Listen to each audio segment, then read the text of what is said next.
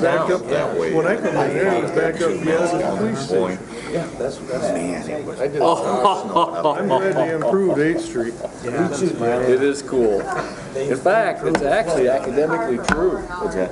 Is it me and you? 8th Street? Yeah. No. When it backed up the Thurlby Automotive to get past the light at Woodmere.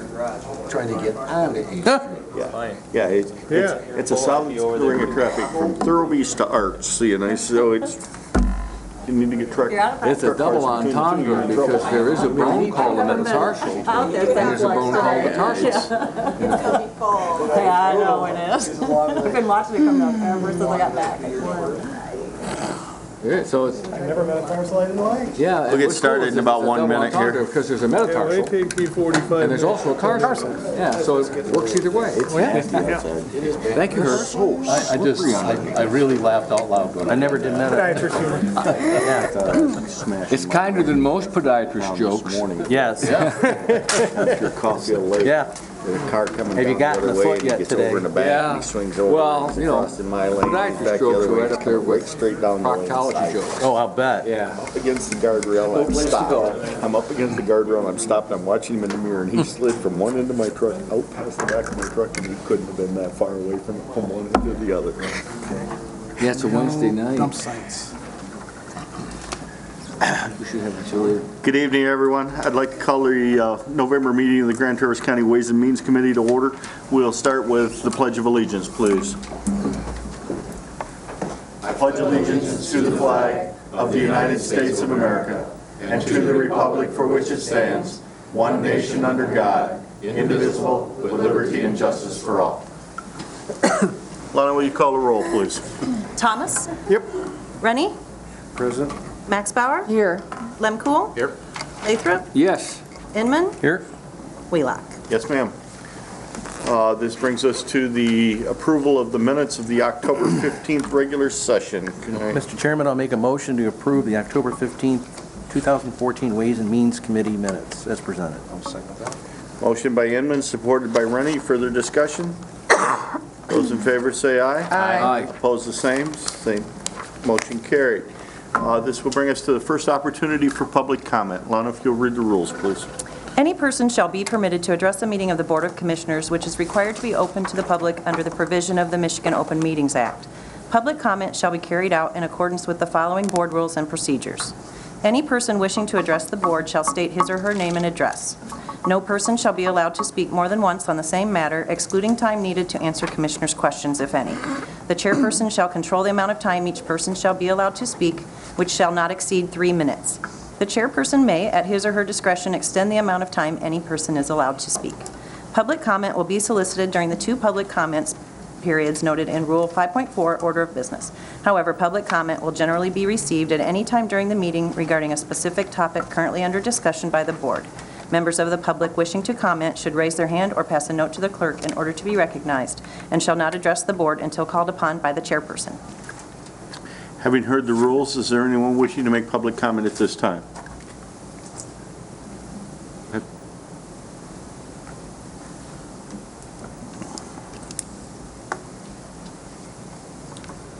Paul Johnson, I live at 7762 Wood Road, Kingsley, Michigan. I'm also an employee of Grand Traverse County, currently holding the position of grounds maintenance coordinator for Grand Traverse County. I'd like to express that I was reasonably disappointed in the vote and the way it took place earlier today, but that's beyond us.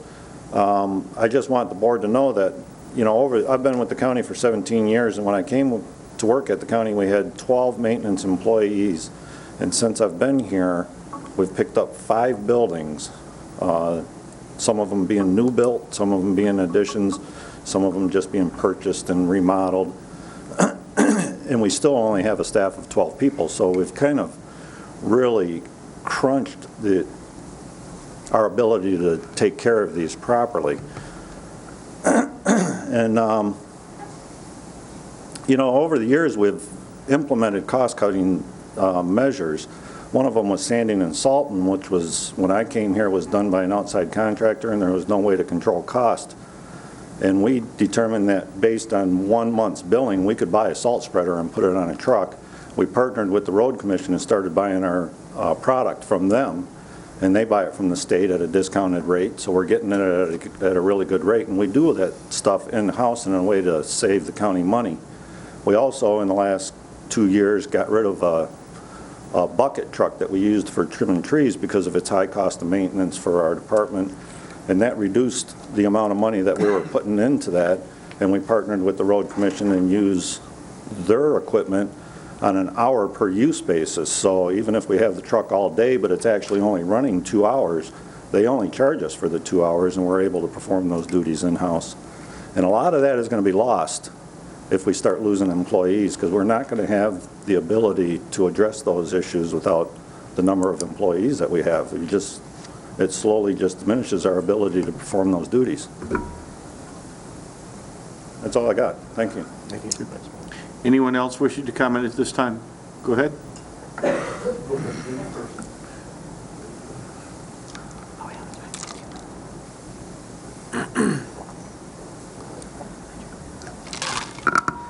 Wendy Truitt, Health Officer, Grand Traverse County Health Department. I hoped to talk to you last week about, give you an update on pertussis, since I haven't actually been before you since the outbreak started, so I thought I'd come tonight and give you kind of a quick debriefing on what's going on in our community.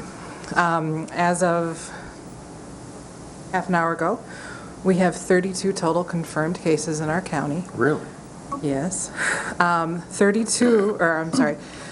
So the cases are kind of grouped now into those associated with the Grand Traverse Academy outbreak, and then those that are outside of that we're not able to establish a link back to any exposure at that academy. So the other 20 are out in the community. There still are 166 probable cases with Grand Traverse Academy. So between the two, there's 188 cases. What probable means is that they meet the clinical definition. We just didn't send them for testing because there's a point at which it's just going to use resources in the system when you know that it's almost 100% to be the pertussis based on symptoms and exposure. So we did work with our medical director and get the entire school. We recommended prophylaxis for the entire school, which is not typical. Typically you prophylax close case contacts, sometimes entire classrooms, but when we talked with their administrators and found out how they mingle in the school, all the different activities, how many people were coughing and had symptoms, and how many cases we were looking at, we consulted with the state health department as well, and that was our recommendation for that school. So, the school has a higher waiver rate than the county. So overall, the national waiver rate on immunizations, just so you have some history, is 1.8%. That's kind of the national rate. Waivers mean that they don't get vaccinated. The state of Michigan average is 6.3%. Grand Traverse County is 11%. This school is 18%. And there's other private schools in our jurisdiction that are as high as 30%. And then there's some of the public schools that are on the lower end as well. So just so you have kind of an idea. Ideal in the community is that you have a 90% coverage rate for vaccinations or higher. That prevents outbreaks like this from happening, and it protects those who are most vulnerable, like babies, infants, pregnant women, people on chemo, people who have immunocompromised systems. The other 20 cases that I talked about that are confirmed are scattered throughout 9 different schools, as well as just some community cases of people who are either, there's one infant, there's one being tested that's 2 months old in addition, and that's scary when it gets down into the new ones. The oldest age is 44, but the majority of the cases are in the 6 to 8 or 6 to 10 age group. So we, as a health department, continue. Am I held to that? No, you're fine. Okay.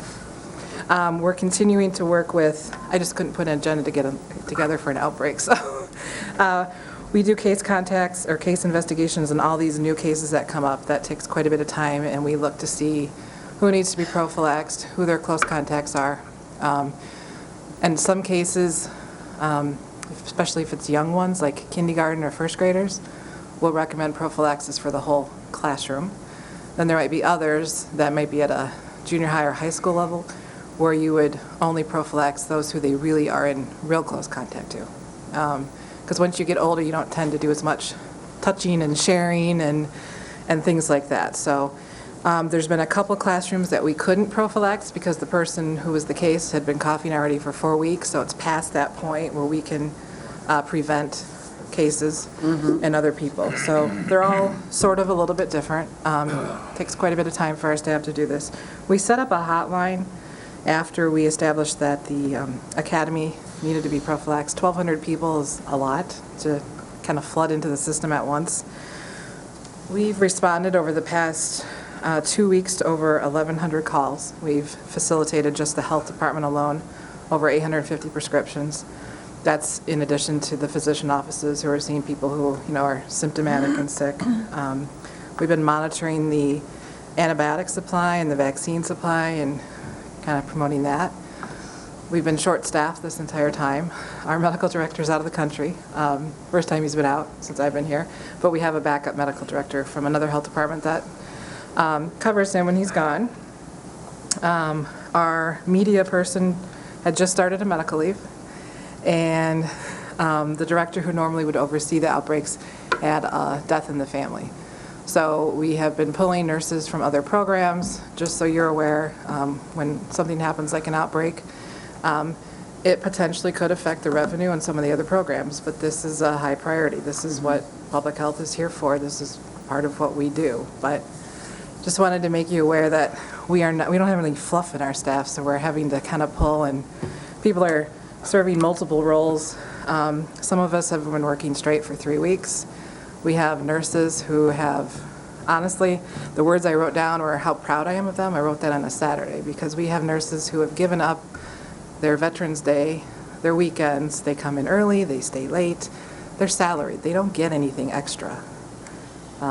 So you really have a group of people who are just doing whatever it takes to protect the community, and I wanted you all to know that if you've ever, I don't know that you've questioned, but if you ever have, just know that the public health staff are very, very dedicated. I'm lucky to have them on the staff, that they're not looking to punch the clock. We don't have a punch, but looking to walk out the door at 4:30 every day. So, you have any questions you want to ask me about? Just a quick one. Just clarification, when you Yeah. say, I thought you said Proflex, you meant, It's is called- it Keflex? Prophylaxis. Is it, what is it? Prophylaxis is, and maybe Dr. An antibiotic? It's an antibiotic. Don't tell him. Yes, Covers ears. yes. No, it's an antibiotic that's prescribed to prevent disease, not a condom. It's not an antibiotic, it's not, it's. It's antibiotic. It's And not it's- It's not the vaccine? No. Depending on what the disease is, for hepatitis A, Is it a shot, or is it No, a it's- orally taken medication? actually it's a Z-Pack. Oh, it's a Z-Pack? Yep, azithromycin. So you have to have parental permission and all that other stuff? Well, we call in the prescription to the pharmacy. If we have a case, and Yes. we do this every day in our community, so if we have a case, and we always will call the family, make the recommendation. If they don't have a primary doctor, or if they just need to be prophylaxed, then we will call in the order under our medical director, Yep. and then they will go pick it up. Then they And give it administer to their child. They administer it at school or at home? At home, At home. So you give the medication Well, to it's the a pill. child to take home? for 5 days. No, the parents. The parents come and get it? We essentially just facilitate calling in the prescription for them. So the parents come to the school and get the medication? No, the parents go to the pharmacy and pick up. Okay, all right, I'm following you. The medicine. All right, I understand. I'll tell you, so, for some diseases. When you say you go out and prophylax the whole class, I'm like, okay, how do you do Oh, all no. that? For You some call the dis- parents, and yeah. you call in the script, and they go Yes, get it? Yes. Okay, all right. For some diseases, a shot is the prophylaxis. The prophylaxis is just a generic word for preventing, All right, okay? I didn't understand. Hepatitis All A, right, thanks. you actually get one dose to prevent it versus a drug. So it's different depending on what the disease is and what the exposure is and how it's transmitted. I haven't gone to medical school yet, I'm sorry. I haven't either, but We've got to talk to him about the birds and the bees, he's confused. Just a child. Yeah. I will say this, the silver lining out of all this is there seems to be a lot more people talking about the vaccination rates and how that needs to change. And, there's some I don't think we're never gonna change their mind. But there are many who fall into the category of either wondering or they they do, and they're just not really vocal about it. And so some of those parents are starting to, speak up. It's really important. We didn't see these diseases. We don't see them right now because the vaccines were so effective that it stopped them. Chris? When I was in nursing school, and I've had just enough nursing to be dangerous, part of my training was up at Munson Medical Center in pediatrics. And if anyone has ever seen a child with whooping cough, a little one, I've never in my life seen anything, a little one so miserable. I appreciate the fact that you're getting the word out about vaccinations. How often do you recommend, or is it recommended, that a person be vaccinated? Because I think there are some people out there who have had vaccinations, but they might not be as current as needed. Well, for whooping cough or pertussis, we start at 2 months, and then it's, I'd have to go look at my cheat sheet, the number of doses, but it's 3 or 4 doses until they hit a certain age, and then they get another booster at, I think, before they enter kindergarten, so age 5. And then that is good usually for 5 years, but immunity kind of starts to wane.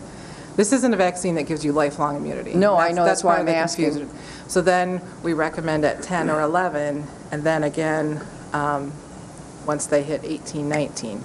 And then as adults, we should get, instead of getting the tetanus every 10 years, you should get the Tdap, which includes tetanus, so you're still protected for that, plus diphtheria and pertussis. Okay, thank you. Yes. I got a call from somebody, wanting to know why we were sending people with pertussis into doctor's offices to be able to pick up their prescription. And I told her I would bring it up and let you know that their recommendation is, why aren't you going into the school and have the parents come to the school to pick up the prescription at that point, having a central location that's in the area where they're already got it, rather than sending them into doctor's offices and then spreading the disease within the doctor's office. Well, a couple of reasons. Number one, the people that we send to the physician need to be evaluated to determine whether or not they have pertussis or something else. Just a cough doesn't automatically mean pertussis. There's a lot of other things this time of year. So we only recommended those who were symptomatic to go to a physician office. Number two, this is, at least with the Grand Traverse Academy, that was classified as an outbreak. We're not sure that these others are an outbreak or just what the community norm is. This is higher than what we thought our community norm is, but it might be what our community norm is for cases, given our vaccination coverage. So there's rules about how you can dispense medicine, and we as a health department can't just go and do mass dispensing unless it's something that qualifies for something called the Strategic National Stockpile. And then you get a special, it would go through our Emergency Operations Center, and we'd make a request, and then we would get approval from the state and the Centers for Disease Control. So it isn't anything that qualified for that. Yeah. I've had physician offices ask why we didn't just take care of everything, because they thought that Lansing was just going to come here and take care of it all. Lansing does not have just public health nurses who do what we do every day. We call them, we get guidance from them, but they don't do front-end basic, level service delivery. So does that answer your question? I was just throwing it out there for what somebody had called me on. The other thing I'd like to say is just say thank you, and for you and your staff for what you're doing. Well, make sure if you see them, you thank them. They have worked really, really, really hard. I can't begin to describe how hard they've been working. And it shows the quality of our employees that we have. And Randy Filkins was really quick to get us the hotline set up and get that going too. So. Well, I think there's a couple points that come out here. First is the insight that we've had to cross-train our employees, particularly at the health department, so as they can work with different types of issues. Because otherwise, when the people involved with the immunizations can't keep up, we wouldn't have people for backup. So that's really helped us a lot. I am concerned about the 11% non-immunized rate. I would be very interested to see what that rate was 10 years ago, if we have any way of determining that. And try to figure out why our immunization rate is so low, because that's a problem, and at least in my mind, it's a problem. I know there's all kinds of reasons that people choose not to have their children immunized, but, based on what we've seen in the last month, I think maybe there's a whole lot of them reevaluating that decision. But, I'd be real interesting to see what our immunization rate was 10 years ago compared to what it is now, and then try to evaluate why that's changed, because I think it's definitely has changed, and I'm concerned to make sure that it isn't because people are not aware that the immunization is available to them at discounted rates or free rates if they qualify. Because, our health department provides these immunizations for these kids, through their programs, and, that's not a huge doctor's office bill and pharmacy bill or anything else. So I can't stress enough that I think it's, from my perspective anyway, it's important that people get their children immunized. If they don't have it available to them, or whether they can't afford it, contact the Grand Traverse County Health Department. We will help you get your children safe and secure. Yes, we will. I'm glad you brought that up, because the immunizations, certainly public health is a big part of it, but it's also physician offices, it's parents, it's schools, it's grandparents, it's all of you. Commissioner Inman, since you're going to be going to Lansing, Michigan was one of the few states that allows for philosophical exemptions for vaccinations to get into school. So that would be, I guess, something I would hope that you would work with us on. Okay. It's one of the easiest states in the country to get an exemption right now. And there are people who need exemptions because for medical reasons, they're not able to get them. And there are very few select religions that don't allow it either. But if it's limited to that group, then we would have that. They call it herd immunity. I call it community immunity. It sounds a little better. We would have the rates of immunization in our community that we need to protect us from big outbreaks. Thank you, Wendy, and we appreciate your report tonight, and sorry I didn't get it on the agenda so you could do it without doing it under public comment. So, okay. All right, thank you. Yes, sir. Good evening. I'm John McPeak. I live at 9923 Burr Oak Drive, Interlochen, Michigan. I'm a 11-year employee of the county at the Grand Traverse County Jail. We're currently going through contract negotiations, and one of the requests we have of the board is to please recognize us in what we do downstairs. We are exposed to every type of viral illness that these inmates come in through the jail. We find out after we come in contact exactly what they have.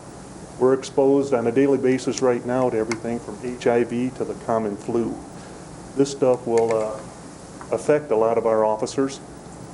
They come to work sick because we don't have enough sick days. We can't be compared to a lot of places out here where the general public comes up, because our inmates are believers in a better life through chemical addiction and alcohol addiction. They beat their immunity and their bodies up so bad that when they come in, we may have to isolate them in a bubble and do 15-minute checks on them. Officer goes in there every 15 minutes for 24 hours a day, and he exposes everybody else to these illnesses. We currently have 7 days of vacation time, and we have officers running out of that by January or February. The rest of the time, they're trying to work extra hours to come in through comp time to make up for sick days so they don't get into their vacation banks. So we're asking for your assistance. We're asking for 2 additional sick days so officers can stay home, get healthy, come back to work, not expose us like the inmates are. We're not asking to be able to cash that out at the end of the year, so please, when you look at this, don't just look at the dollar signs that you'll be saving, because it's already costing you in overtime for these officers that are sick. Take a good look at it, come down and watch us do medication call, because these unhealthy inmates, we have to get within 4 to 5 feet and stare down their throats to make sure they swallow their pills. I may do this 20 times in a shift, and none of them are really healthy that are getting their meds. We got to make sure they don't cheek them, so this is an obligation that we have. We have some personal protection. Rubber gloves don't do a whole lot against an airborne virus. So we need your help in this, and if you would, please don't just look at the bottom line dollar sign. Look at the savings of having an officer go home, stay home until he's healthy before he comes back, because we got enough problems fighting the stuff off from the inmates. Thank you. Thank you. Any questions? Sorry. Thank you. Is anyone else wishing to make public comment at this time? There will be a second opportunity later in the meeting, and we will generally take comment on issues that we're discussing in the agenda. Moving forward with the approval of the agenda, are there any additional items tonight, David? No, there are no additional items. Any reason for a closed session? Yes. Okay. We are going into a closed session to discuss labor negotiations. Okay. Is any commissioner wish to have anything added to the agenda? Chris? I would like to have clarification on meeting cancellations. Chairman Lemkool canceled our public health and, or it was RM&A, and we had a quorum. And so I would like to at least ask our civil counsel what we can and cannot do for future reference. Okay. We will add that under new business, item number 11. Any other additions? Seeing none, I'll entertain a motion to approve the agenda as amended. Motion by Thomas, supported by Max Bauer. Further discussion? Those in favor say aye. Aye. Opposed, the same. Motion carried. That will bring us to the consent calendar. If you would, please, Lana. The purpose of the consent calendar is to expedite business by grouping non-controversial items together to be dealt with by one committee motion without discussion. Any member of the committee, staff, or the public may ask that any item on the consent calendar be removed therefrom and placed elsewhere on the agenda for full discussion. Such requests will be automatically respected. If any item is not removed from the consent calendar, the action noted, receive and file, or approval is approved by a single committee action adopting the consent calendar. A, receive and file. 1, Resource Recovery Manager's Report. 2, Conservation District Monthly Report. 3, Road Commission Monthly Report. B, approval. 1, Clean Sweep Grant, fiscal year 2015. Haven't heard the consent calendar. Is there any member of the public wishing to have any item removed? Any commissioner wishing to have anything removed? Carla? A3, B1. Could I ask him to repeat that? I couldn't hear. Commissioner Rennie is asked to have A3 and B1 removed. Thank you. I don't want to remove it, but the resource recovery, I think it's important to note that I got a report that we have 0 dump sites in our Grand Traverse County. Illegal dump sites. Illegal dump sites, excuse me, illegal dump sites. We don't even have a dump in Grand Traverse County.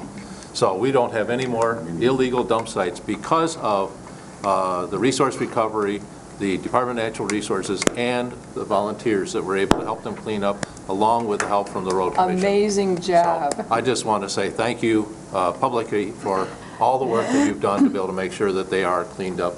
And congratulations, because we are dump site free. The snow helped, too. Well, no, they cleaned them all up. So that's a great thing.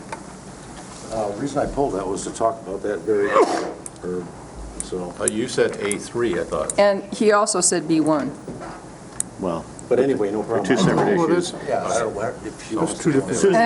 Susie's here. We will talk about it when we get to the Clean Sweep Grant. There are separate issues, but. Motion to approve the consent calendar as amended. Second. Okay, motion by Lemkool, supported by Rennie. Further discussion. Those in favor say aye. Aye. Opposed, the same. Motion carried. We have no special orders of business this evening, so we will get to the items pulled from the consent calendar. First would be the Road Commission Monthly Report, pulled by Commissioner Rennie. I see that the Road Commission is well represented, so I'm sure we'll get all the right information.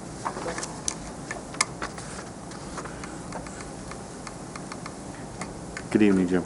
Good evening, Jim Cook, Grand Traverse County Road Commission.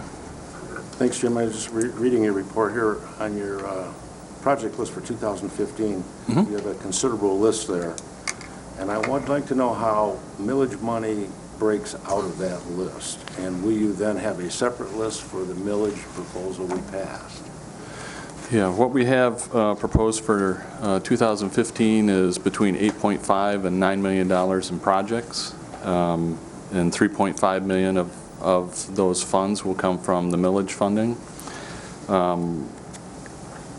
We'll be posting signs to recognize all the millage-funded projects or segments that we do under millage funding, as well as we'll also prepare a list to share with all of our township partners and the public, the media. And again, you know, there's $3.5 million in millage funds being used on the $8.5 to $9 million in projects. And to put it in perspective, you know, we did about $5 million in projects this year. So we're going to do, you know, almost double what we did in 2014. In addition, we have some pretty big partnership projects. Acme Township, if they do get approval to go forward with the Greenwood subdivision SAD project, Special Assessment District project, that's a $1.4 million project, and our board has approved $250,000 in match to go towards that project. There's also a Garfield Township SAD project that is likely going to go forward in 2015. So when we get done this in 2015, we'll, you know, I think we're going to be over $9 million. Sounds great. One other question. You're talking about your traffic signal updates and how you're going to go down the main corridors and try to time those to smooth traffic flow. Can you tell us a little bit about the timing on all that? Yeah, we've, well, you know, we've been doing a lot of research, and we've discovered that not all, but some of our signals didn't communicate with each other. And the one at Logan's Landing is a good one. We have the capabilities to make them communicate. So when it senses traffic downstream, it can adjust timing on signals. And depending on the time of day, if it's, you know, if it's midnight or 2 o'clock in the morning, it changes from what it would be during the day, during rush hour traffic. So what we've done is we've incorporated that technology to make things communicate. And then we've also adjusted timing. We're playing around with timing on cross streets and things to help alleviate some of those traffic jams that we're seeing, especially on South Airport Road. And really, probably over the last month, we've gotten more compliments than complaints on South Airport Road, just because of those, you know, those subtle changes that we've been making. So, and then we have a lot more planned.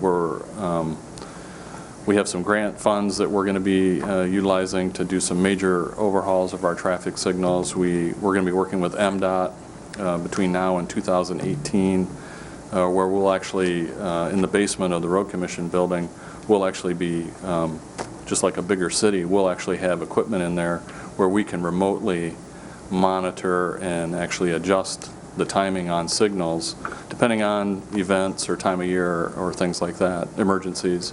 So, so we're, you know, really moving, you know, forward on this effort. That technology sounds very exciting to be able to handle that on a as-needed basis that way. When do you expect to have some of that in? Pardon?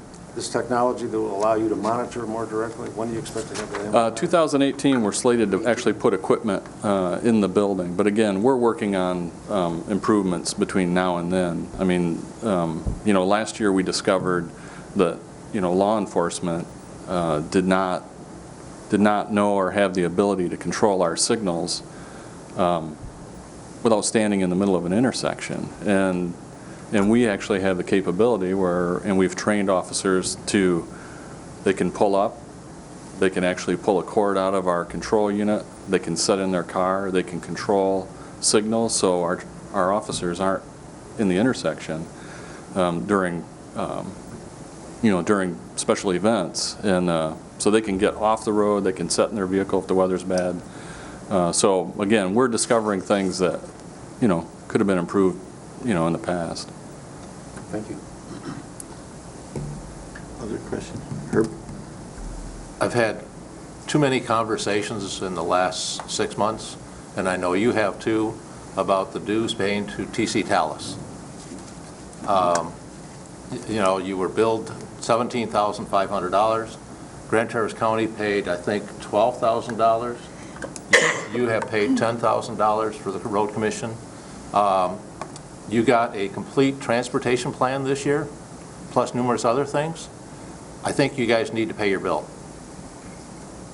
Yeah, our board has discussed it at length, and I think where we're at this point is they're arranging a meeting with TC Talus Executive Board and our board to discuss funding. Well, it's going to be my recommendation that Grand Traverse County not pay its dues to TC Talus until you do. Would you let me know when that meeting is scheduled? I can do that. December 3rd, I think. Well, no, that's the executive committee, so I'm not sure when your joint Yeah. meeting is. I haven't seen a date yet, but. Yeah, If I you think would- that the executive committee is going to meet, and then they're going to schedule a time for you guys. If you would send an email, I'd appreciate it, Jim. Okay. Okay, the only comment that I would make is, I'm really excited about some of these signal implementation changes that are proposed. I've sat at the top of Barnes Road a lot of times with no traffic going on North Long Lake Road while I sat there and wait for the light to change. Zimmerman Road is another one, and because Zimmerman Road was a smart light, and I know it's been reconfigured since the construction and since somebody took the light pole out and damaged all of the equipment that was there. But there's a lot of times there's one car that did come down Zimmerman Road, so it would stop the lights on North Long Lake Road, and then that one car made a right-hand turn, and the rest of us all sat there and waited. So, smarter lights help us to flow traffic better. Not being sarcastic, but if we could figure out some way to flow traffic down 8th Street better since the new construction would be a wonderful thing, but that's not our problem. I will entertain a motion to approve the report. Support. Motion by Rennie, supported by Limcool to receive the report by the Road Commission. Thank you. Those in favor say aye. Aye. Motion carried. Thank you very much. Okay, the other item removed was the Clean Sweep grant. Susie's here. I think one thing that kind of for everybody's benefit would be if you explain what we fund with the Clean Sweep grant. Susie Shipman, Resource Recovery Manager. All right, the Clean Sweep grant, this is a recurring grant.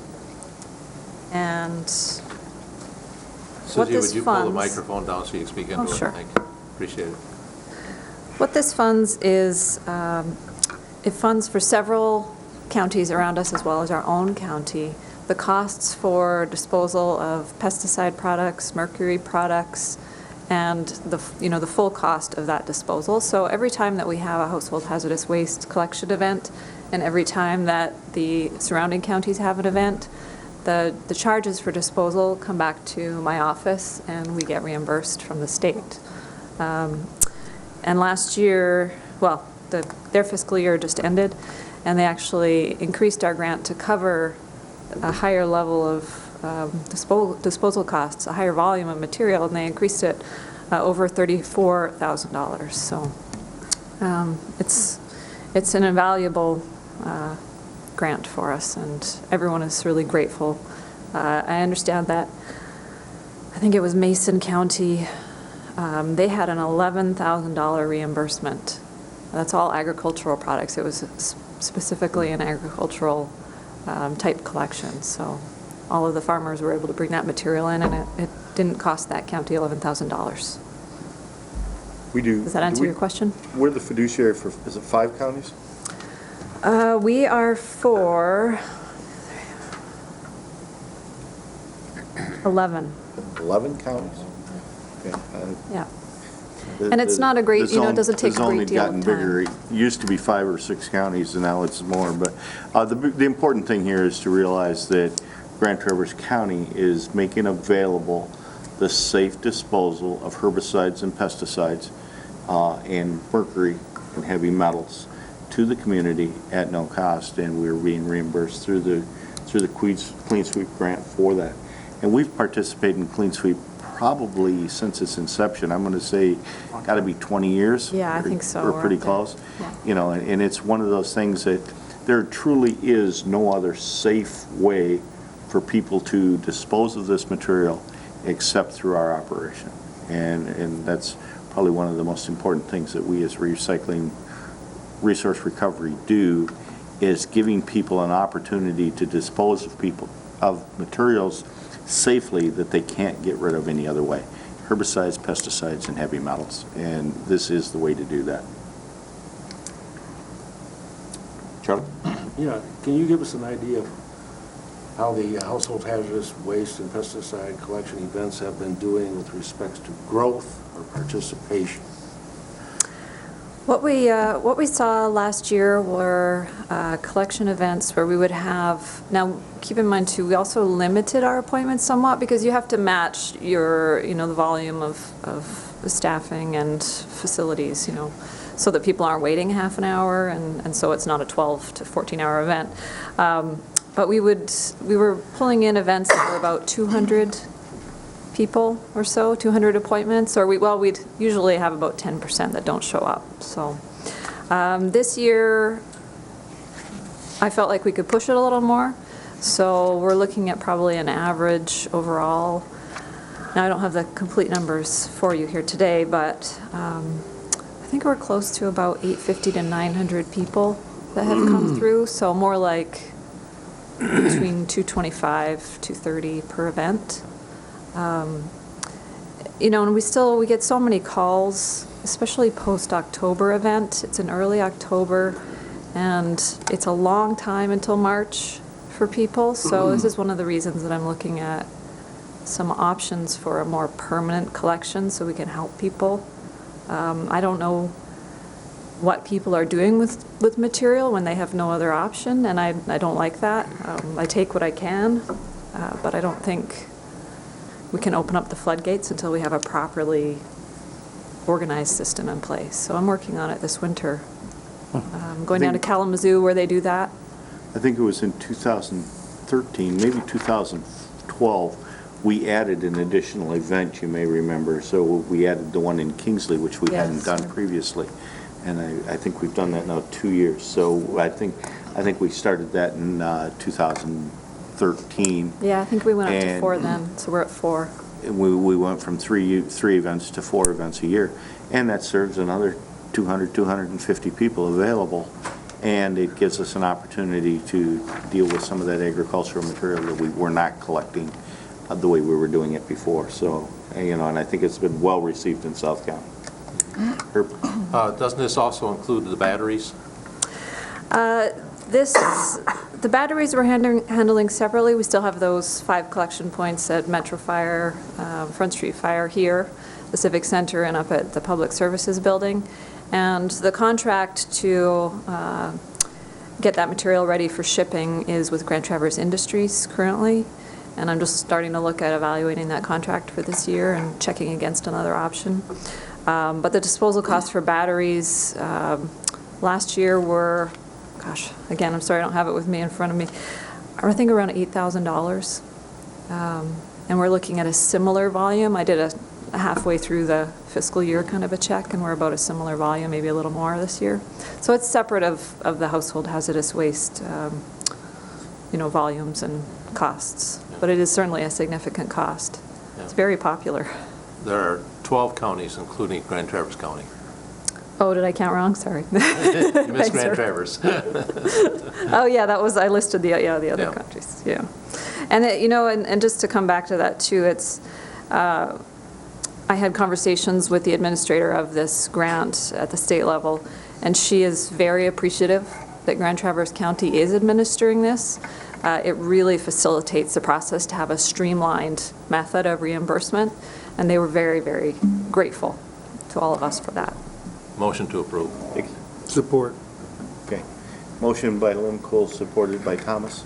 The only thing I would add is prior to, the batteries is a separate issue, but prior to Susie's arrival, our resource recovery staff used to personally take black electrical tape and tape around all of the batteries before they were disposed of properly. So the contract that we have in place with GTI is very important to our community, and I think it's been very successful for us and for them. So we have a motion made and seconded. All those in favor say aye. Aye. Opposed, the same. Motion carries. Thank you, Susie. Thank you all. Have a good night. All right, this brings us to department action items. The first item is the TART Trail administration of the snow plowing contracts. Okay, Yeah, I'm going to ask Julie Clark to come up, and we've been talking about the possibility of the county administering a snow clearing contract for several segments of the trail, but she's been out working, and she's going to give us an update on how that's going. I am going to give you an update. Thank you for having me here tonight. I'm Julie Clark. I'm the Executive Director of TART Trails. I want to thank Dave for actually willing, no, I was deciding to say Mr. Benda, or, how formal I wanted to get. But I do want to thank him for just listening and being willing to have this conversation in the first place. And I'm going to back up for 1 second, because I don't often get a chance to be in front of you, and I just want to say thank you. The services that Grand Traverse County provides really do make a difference in terms of our trail system. If you're not aware, TART Trails just recently wrapped up a VASA economic impact study. Part of that trail system, as you may know, is a county facility. So Bartlett Road Trailhead is the trailhead where most people do access the VASA Trail, which is, if you're not aware, a system of loops out there. It's prime skiing in just a few weeks, and throughout the rest of the year it's used for all kinds of different activities, including mountain biking, running, walking, birding, all that stuff. The economic impact study, just so you're aware, found that it results in about $2.6 million annually are generated by events and use on that pathway.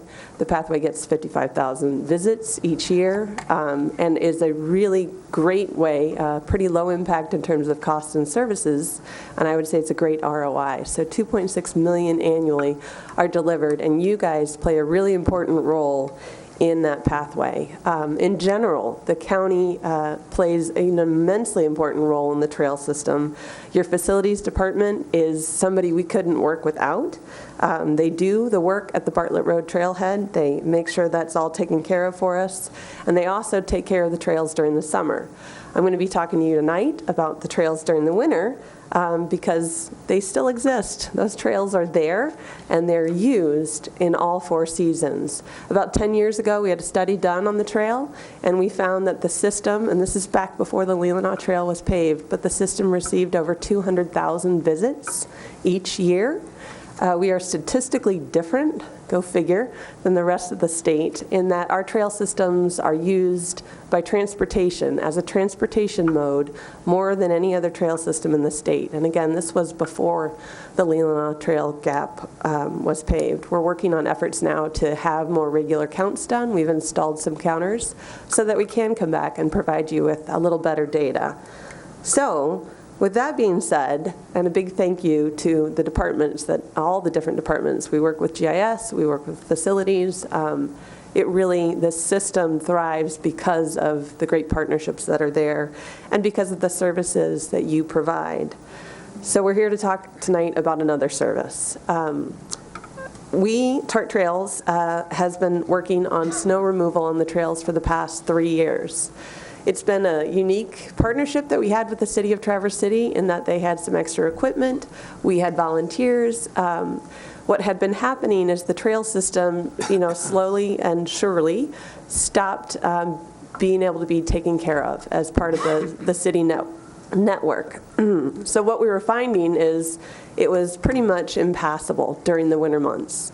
And that trail network, as you well know, serves a very important function for transportation. I think along US 31 between 5 Mile and 3 Mile, there are no other facilities for you, if you're on foot or bike, to be able to access those shops, those stores, those hotels, whether you're a visitor or you happen to work in those facilities. So the trail system is a great way for people to access work and play.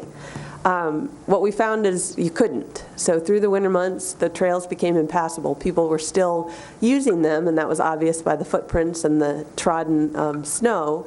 And when we could finally get to them, when the city or the county could finally get to them, it didn't make sense. It was impassable. So 3 years ago, TART Trails tried to figure out a different way and wanted to see, okay, if we keep these trails up and operational all year long, what's the use like? And what we were able to do, working with the city, was open up the trail system so that it was operational throughout the winter months. And we did see significant use. I don't have the numbers on me. We hadn't been keeping great counts at that point in time, but anecdotally, sort of national studies say that if you have a certain use during the summer, you can half that or quarter that, and that's what you might be able to expect on a typical trail system like ours. So you can take that 200,000 and even quarter it, and you still got some significant use out there. This year, when May wrapped up, we had a meeting with the city again, and the city said that they didn't have the equipment available to use the same way. And that's okay with us, because Tart Trails, we went in there just as a stopgap measure. We did not intend to take on trail clearing. That wasn't where we wanted to be focusing our efforts. We wanted to support our government agencies so that they could perform their services. So in the summer, we sat down with the city and we had this great idea. City staff said, why don't we all contract it out, everybody put some skin in the game, and we'll make sure that this is a system-wide approach. City couldn't manage that contract because it fell outside of the city limits. So working through the county, we came up with the idea of the county servicing the contract with the different partners pitching in for funding. So it would be the townships and the city, and TART was also committed to raising funds that would participate in this snow removal contract. There are a lot of good intentions. What happened in between the time when we sat down and this was drafted and today is a couple of different things. One, Acme Township did what they did last year, which is they're removing the snow with their own equipment, and that's great. We're totally excited by that. That was one of the offers on the table. So they're choosing to use their own manpower and equipment to keep the trail clear. Then that was Monday night. Was that last night or the night before? Monday night, the city had proposed, there were a couple commissioners who had proposed that this contract be approved, and it was not approved. So the city decided that they wanted to try to tackle it in-house as well. On that same Monday night, I was in East Bay Township, and East Bay Township did not say no. They are asking me to go before the Parks and Rec Commission. So what's changed a little bit on the landscape is not that the trails need cleared. The trails still need cleared. Just as in the summer we mow alongside them so they're usable and friendly, in the winter it's a different type of maintenance effort. Trails still need cleared, and TART is still supportive of this effort. So the city will take care of their own. What that leaves is the section, and Acme will take care of their own, so what that leaves is the section in East Bay between 3 Mile and essentially 5 Mile. Again, one of the busiest stretches of trail out there, servicing those stores, servicing those restaurants, and those hotels. So again, a lot of visitors are there, and a lot of employees who depend on that trail system to be up and operational work there as well. So tonight, the request that I had made is gotten a little bit smaller, and that is that the county still provide the administrative services for a snow removal contract. This time, it's just between 5 Mile and 3 Mile. Again, not asking you guys for the financial commitment. TART remains committed to finding those funds, but honestly, we don't know what it's going to cost until a competitive bid goes out there. What was in the packets is just an estimate that we had gotten early on in the season, so we could have even a sense of what we might be looking at. I can tell you that after the Monday news came out, we had a lot of contractors calling us saying, I can give you a better deal than that. So we do feel like it will be a competitive bid, and we are still committed to having that trail section open, because even if it's not connected to the city, which we believe it will because the city wants to do it in-house, we think that that piece of trail in particular serves a very important purpose and function. So that's a long story, but that's where we are tonight. And I'm really hopeful that you'll remain on board and committed to this effort, because what it does is it provides a great way for people to get around. It's a long, long winter, and if you can't get outside and you can't walk and you can't exercise, in an easy and accessible way, and there are a lot of people that live along that section of trail. So it's the 3-mile section and the TART trail there. You just go stir crazy. So, yep, it's a great transportation. Yep, it's a great exercise for physical and mental health, and it's great economic development. So, questions? I've been a strong supporter of the trail system, and I've had a couple of conversations with Julie on this situation. I'm really disappointed in the way the process has happened here with the city and Acme Township, trying to do their own thing. And I'm not so sure that if you're talking about just one township, why they can't just contract it themselves. And why would they come to the county to administrate a contract for them? I really feel that, if East Bay is going to do it, that they ought to do their own contract, and they can do their own bidding, they can make sure that it's taken care of to their specifications, and they can put it out, and then it's taken care of. Because there is no collaboration here. The collaboration is all broke down. And so, my recommendation would be that, that when you go to East Bay Township and talk to their park system as to whether or not they can administer the contract themselves. And then if they cannot, then maybe we can talk about whether or not we should and how we should do it. Chris? Do I need a motion? I do have a question. Julie, I'm more than happy to cooperate with administering a contract for TART if it's necessary, but it doesn't sound, from what I'm hearing, it doesn't sound like it is. Why would you want us to move forward? That's a great question. Actually, I do think it's necessary because I don't think East Bay Township would support the clearing. The vote was no in support, but they made a motion to put us to Park and Rec. So, as a kind of an umbrella organization, and as a county facility, your facilities department again has a role in the summer. This is still trail related and trail maintenance related. It's just in the it's just a winter month, not a summer month type of maintenance effort. So we're still here. The collaboration, it takes different forms, and I understand different entities' reasoning, but the bottom line is what we're trying to do is accomplish an open, operational, usable trail system, and right now it may be TART as the last man standing. I understand that part of it, but I'm still not understanding why you need to contract us to administer the contract. I'm still not getting that.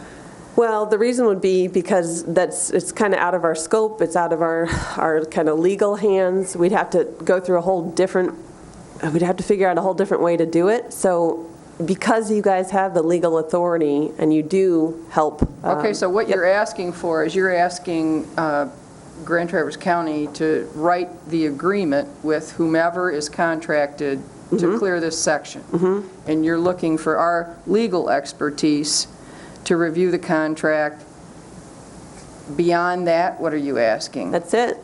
That you send us an invoice when the contract needs to be paid. That's it. I don't have a problem with that. Dan? I'm confused. The last portion of it that needs to be cleared is just one township, is that correct? So, yes, the city said they'll take care of theirs. Acme said they'll take care of the trail that runs through their township. And what township is this? East Bay. Okay. And I asked the same question Herb asked. Why can't they manage? They have the legal ability to manage a contract. Why won't they? I can't really speak for East Bay, but what I can do is tell you why I think the county should. And this is a county facility. Acme just stepped up, to be quite honest. They stepped up and said, hey, you know what, this is important, and we looked at the options, and we think this is the best way to do it. They don't own that trail. The township doesn't have, they're not maintenance responsibility for that trail. They want it clear. So they just figured out the way they wanted to do it. City's a little different in that they do have the responsibility to maintain the trail. East Bay Township, it was an ask for us to help fund this effort. it's a county-wide facility, so I'm always gurry about us saying, you know, it's this people and it's this people, because everybody's crossing it, and we don't stop people at the borders and say, are you East Bay Township? Are you, Acme Township?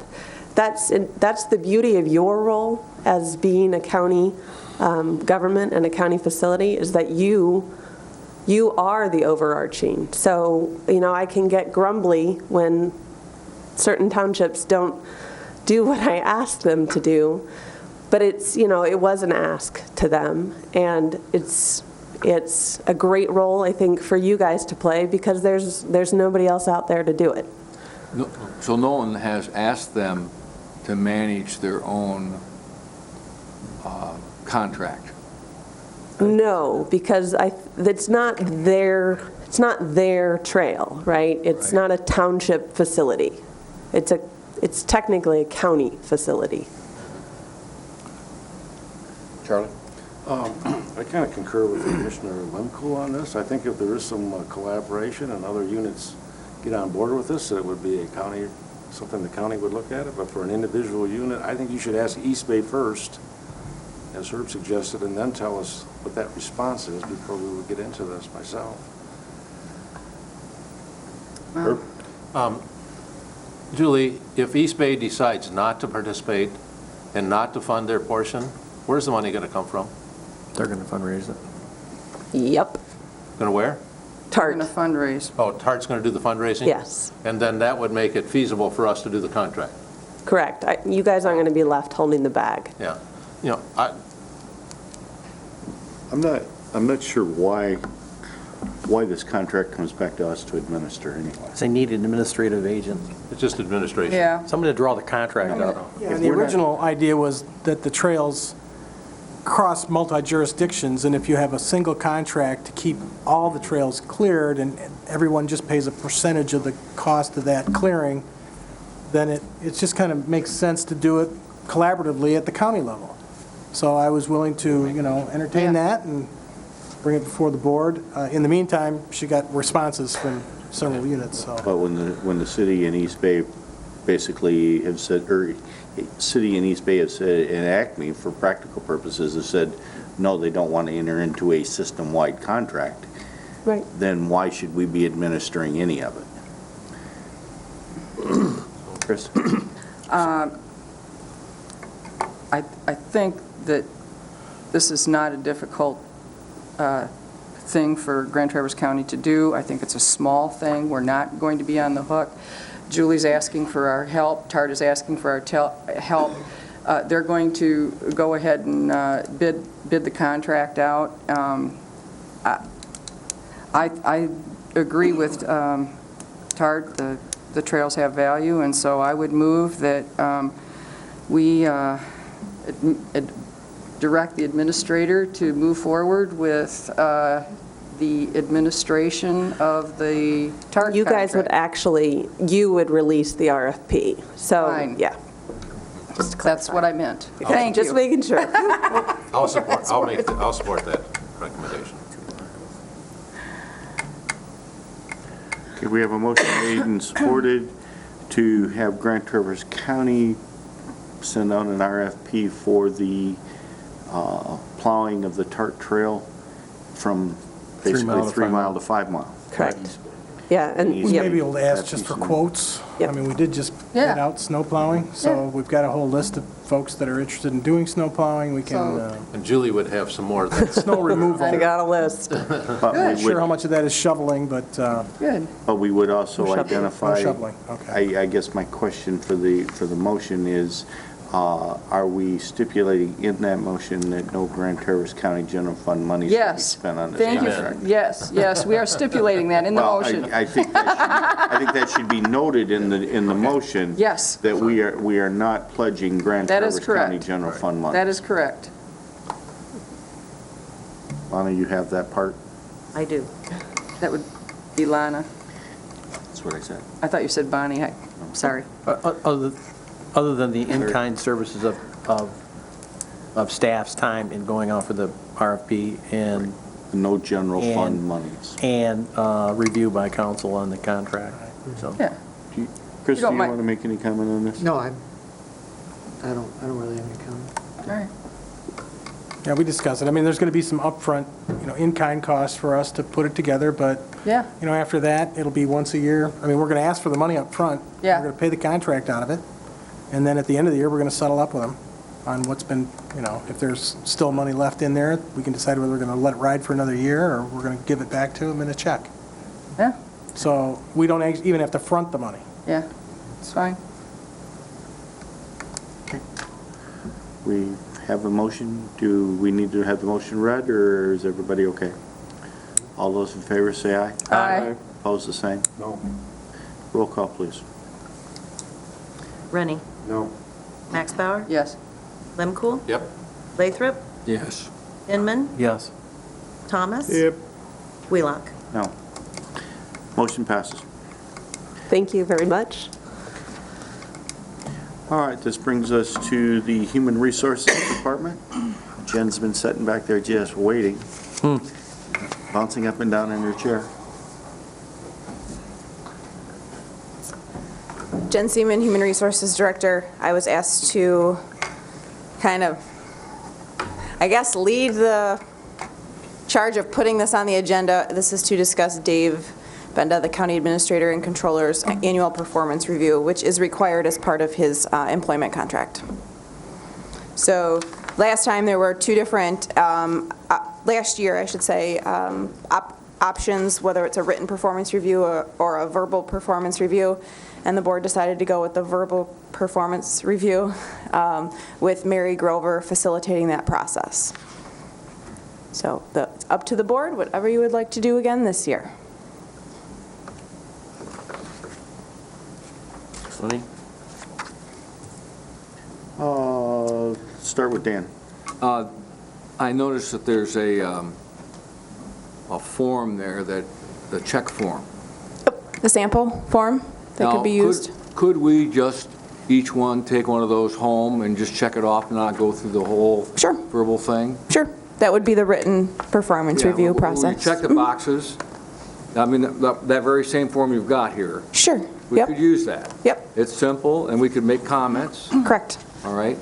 And I would just as soon do that, because I don't have a lot of admiration for that last, took a lot of time, and we spent money on it. I think we all know Dave pretty good right now, and we could just do this on our own at home and just turn it in. Be much simpler. Herb? I agree with you, but probably for different reasons. But, because I thought that Mary Grover did an excellent job. I thought the process went really well. But with the budget constraints that we have right now, I don't think that we should put that in our budget to be able to do, that we do that. And so my motion would be to do the written report for the administrator's review. Support.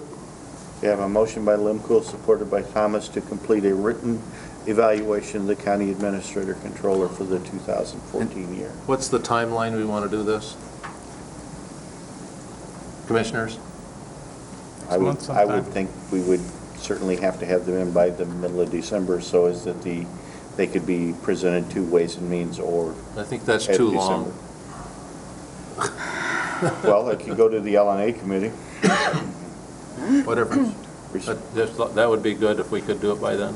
So that would be by RMNA. So all of them, you will get the forms to commissioners, and they will be completed and back for compilation and distribution at the RMNA committee in December. Right, which just to, the agenda has to be made a week ahead of time. Right, And then I need time to prepare. right. Right, just to make sure we're all clear. Everybody understood. Right, and yep. Yeah. So get to Try and writing get a deadline quickly. out there right on it. Right. Dan? Yeah, I will send it out to you tomorrow if you'd like. Thank you. And it will be the form that's on, Yeah. that form, correct? Yeah. Okay. All right, Yeah. fine. Charlie? RMNA's on the We 10th. agree that this written evaluation is what we want. Well, You guys review all We're this? going to That was the vote in a minute. Okay.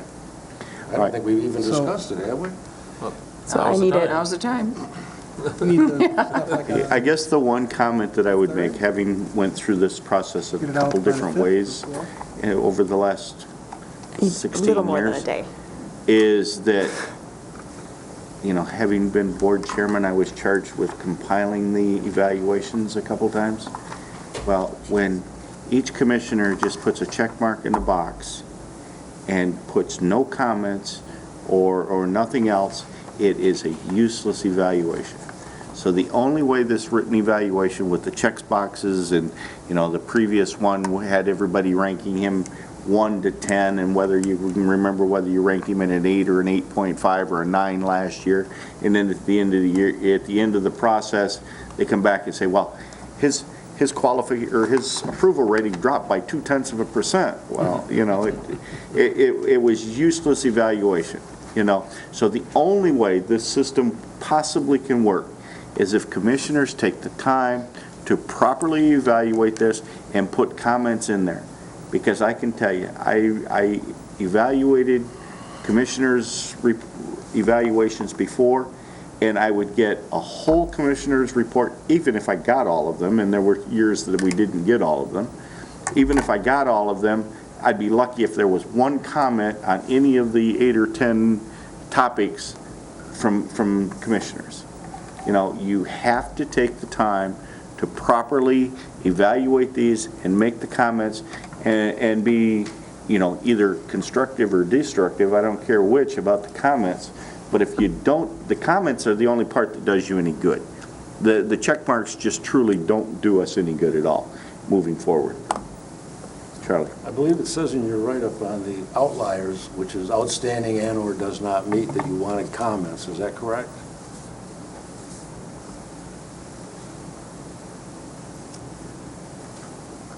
What do you mean? I believe I read that someplace in your packet. So, that would cover what Mr. Wheelock is talking about, I believe. It might be in the review. Is it in the review? Oh, yeah. For each category, please rank. Comments are encouraged for rankings of exceptional or does not meet. Correct. Yes. Yes, Commissioner. Yes. Sorry, I couldn't find it. But if all we get is a checkbox that either he exceeds expectations, meets expectations, or does not meet expectations, it does us no good whatsoever just to compile those 3 checkmarks. Okay, I'm fine with that. Would be interesting to have the, we've done the goals and objectives, and I think in the bottom page here, it talks about the evaluation process. And I think it's rather interesting that, develop measurable goals, administrator develop performance criteria. So I think that's, when you start doing that, also the administrator's job description. So if we want to have that kind of stuff as part of your review, so that you know what's there, having as much data there that you can compare with might be a benefit to help you to make your decision to go through and make these recommendations as to how well he's performing to the contract.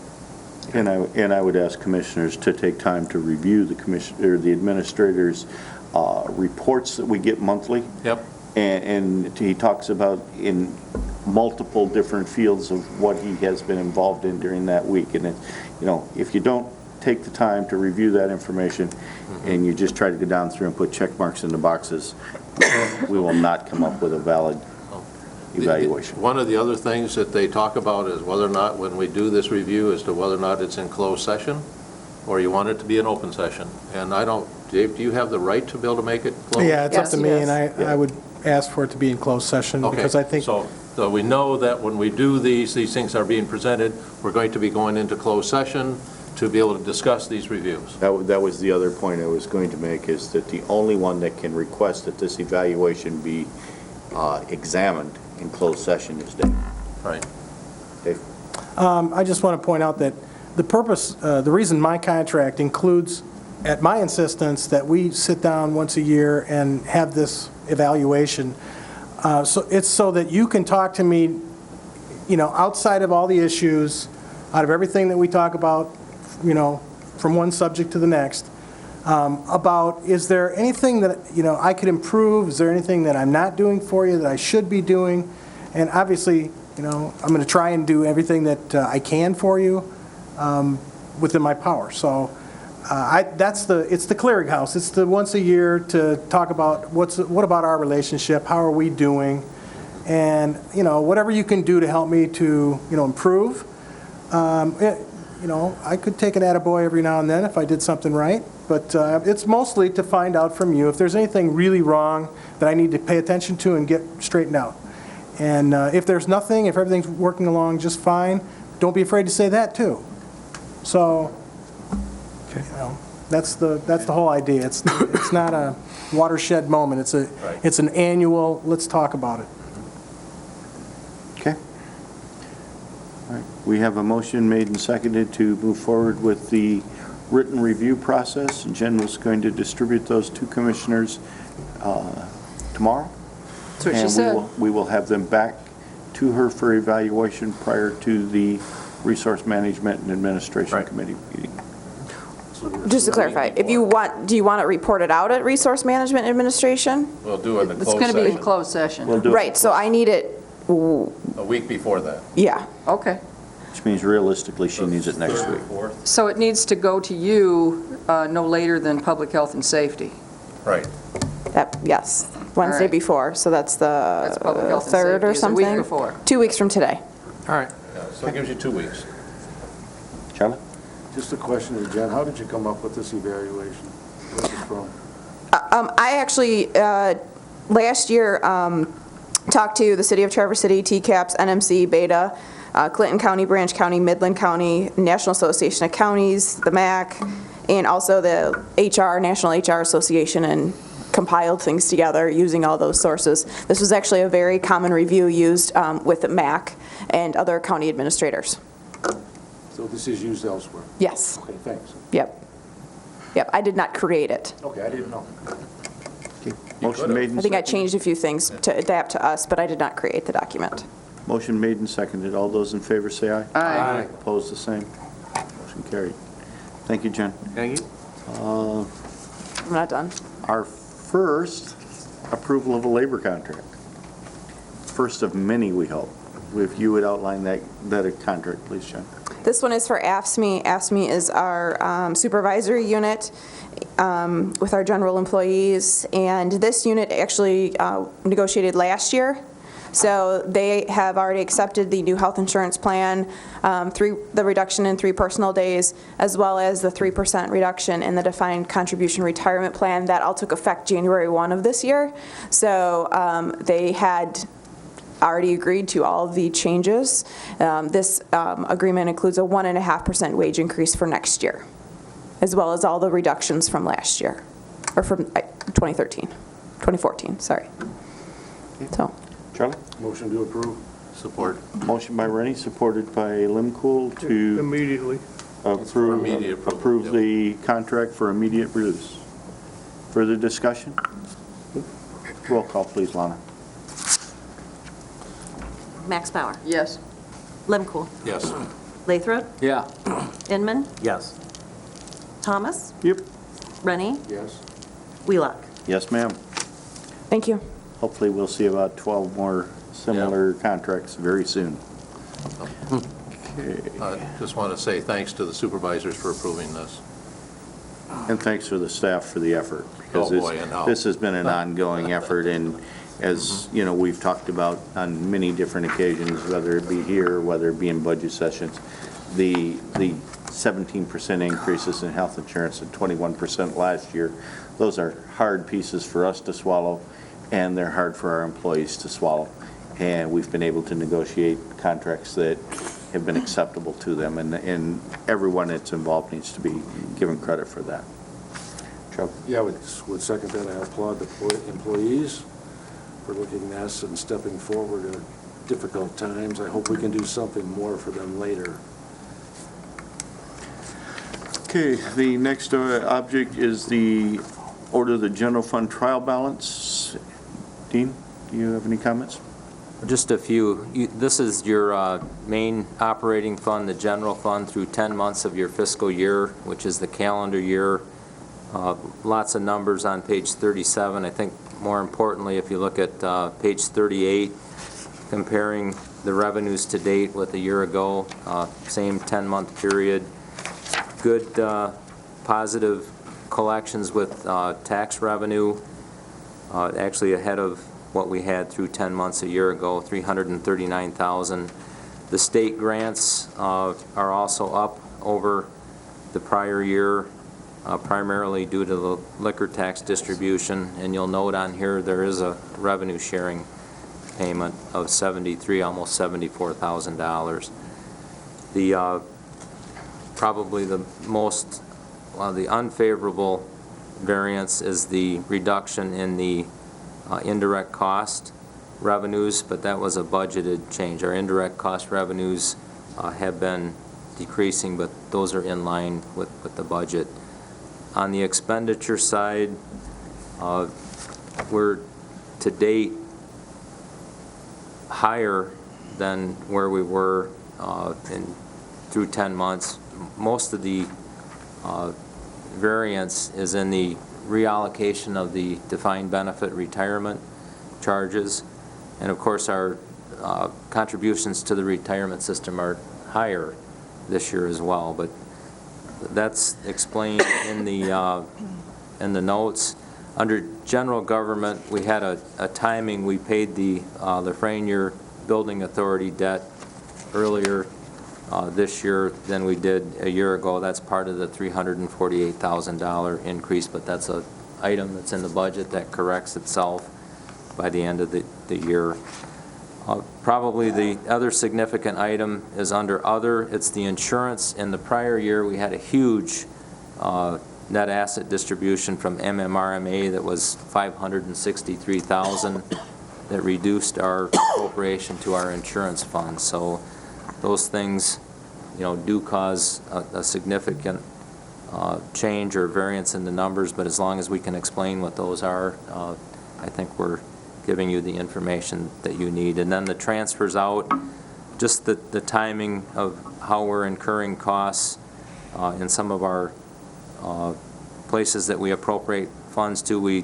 The Parks and Recreation appropriation is greater in the 2014 budget compared to 2013, and our year-to-date expenditures in the district court are ahead of where we were a year ago. But nothing through 10 months anyway that's causing me any major concern with the budget that you have adopted for the year. Yeah, I got two questions. One is the increase in the, trying to find where I was at here, the increase for Parks and Recreation, as to why we got an increase when we've actually decreased personnel at the Twin Lakes, and we've done other things, and I thought the Parks and Recreation was coming in with lower budgets recommendations, and here we got an increase dramatically. The other question I have is the insurance from MMRA. Do we expect to get a refund again this year? I'll take them one at a time. This is a comparison with the prior year.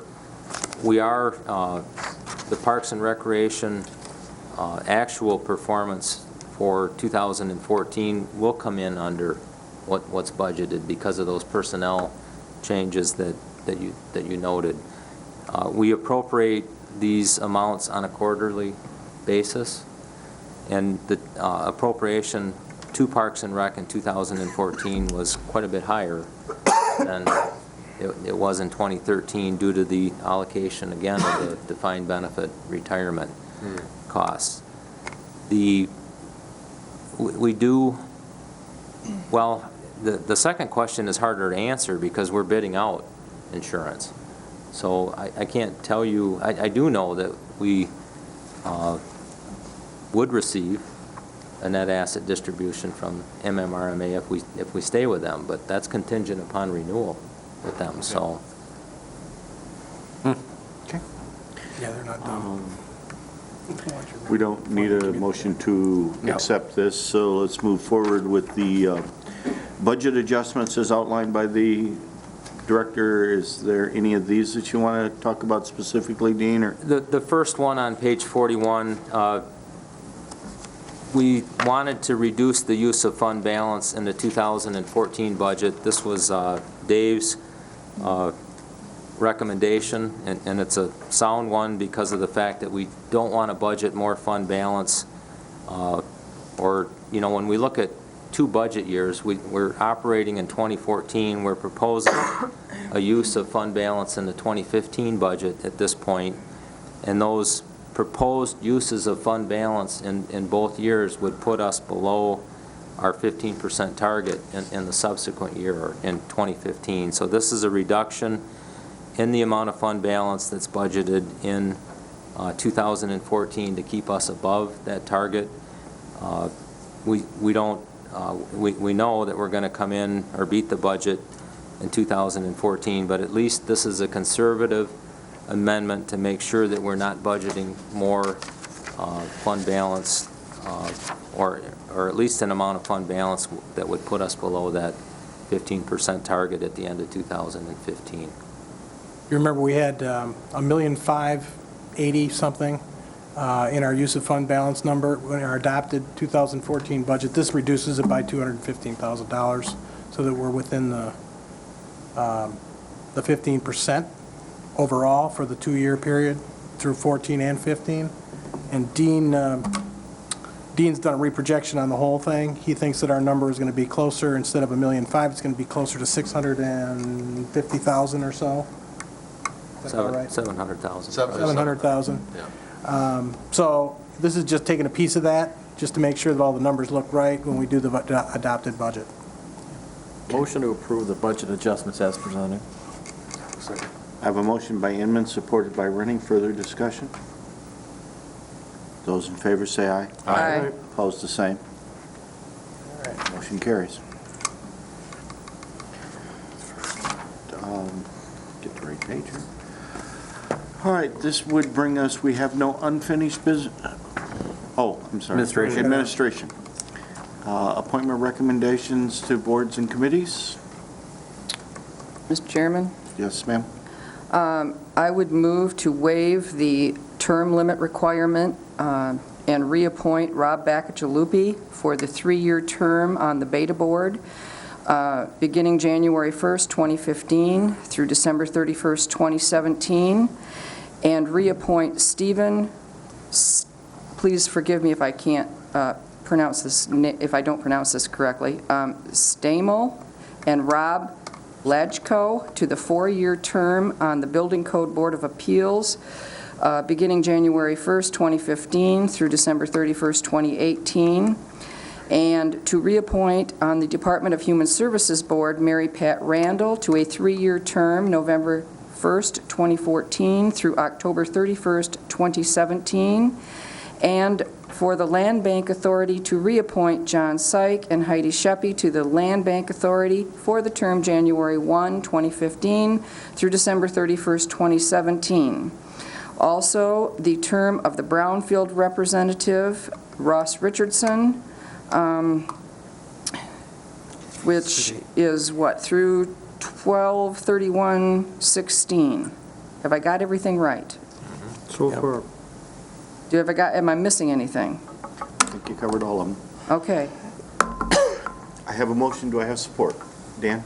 I support. All right, motion by Max Bauer, supported by Lathrop. Discussion. Dave?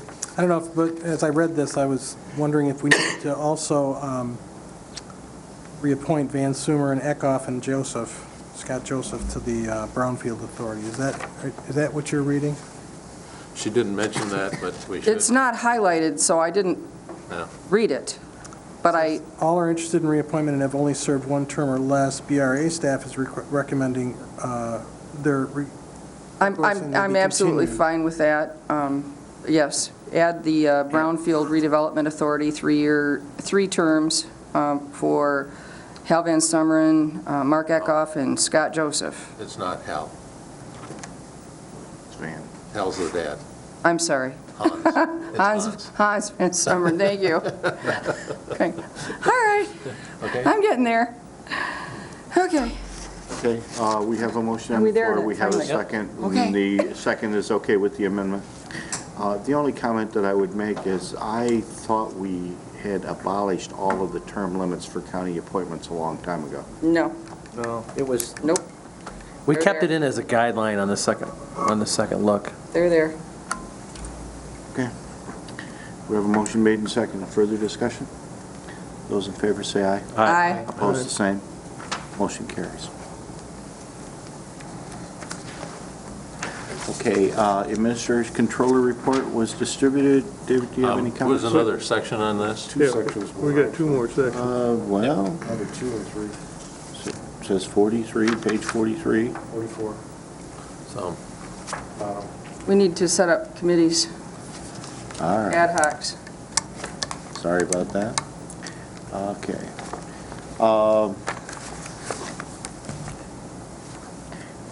Ad hoc committees to be appointed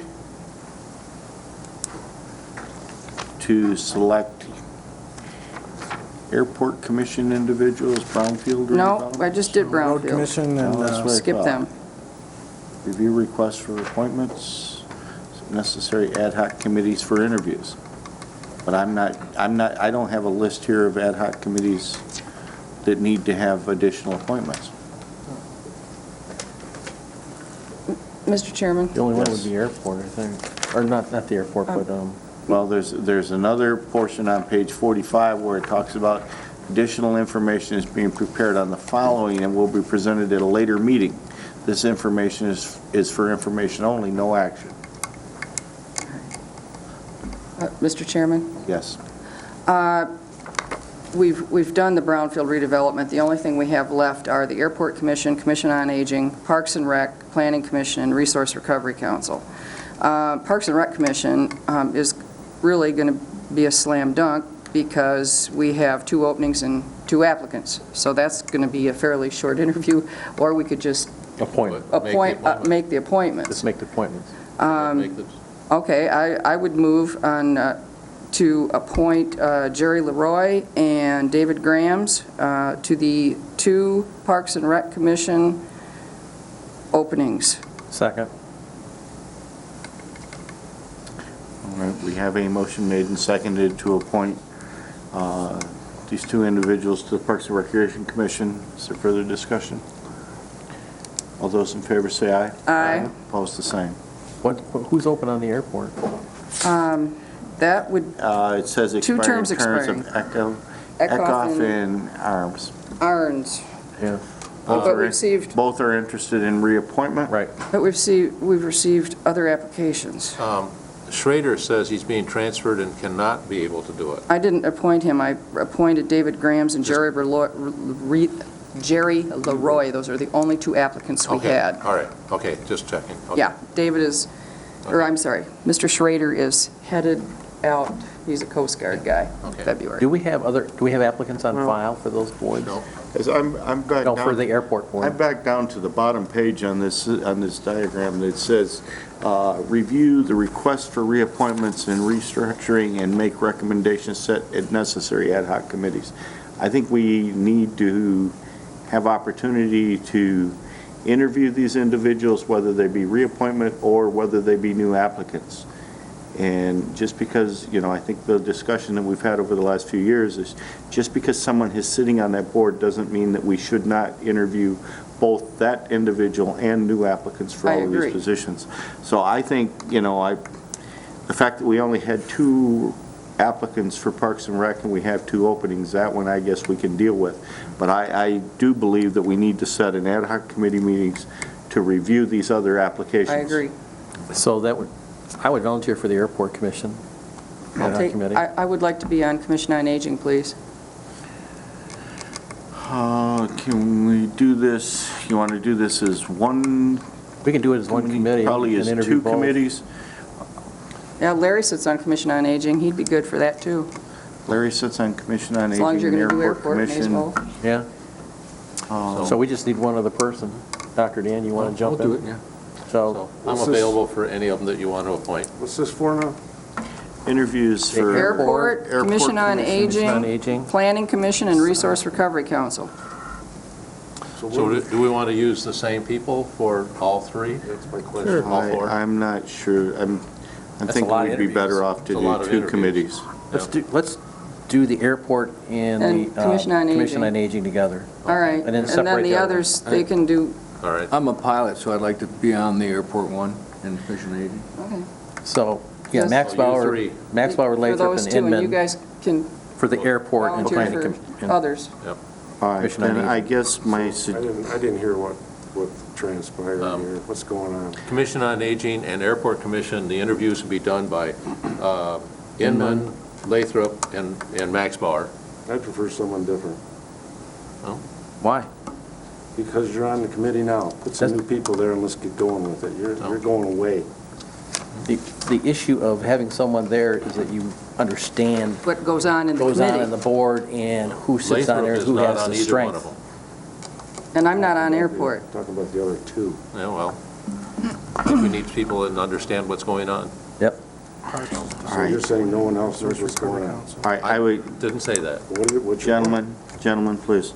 All right, we're going to ask for volunteers to sit on an ad hoc committee to make appointments to the Airport Commission and the Commission on Aging. I need 3 commissioners to volunteer. Emax, Barn, and Lathrop. I'll volunteer. Do we want, well, if we do 4 commissioners, then we have a quorum. We're supposed to limit it to 3.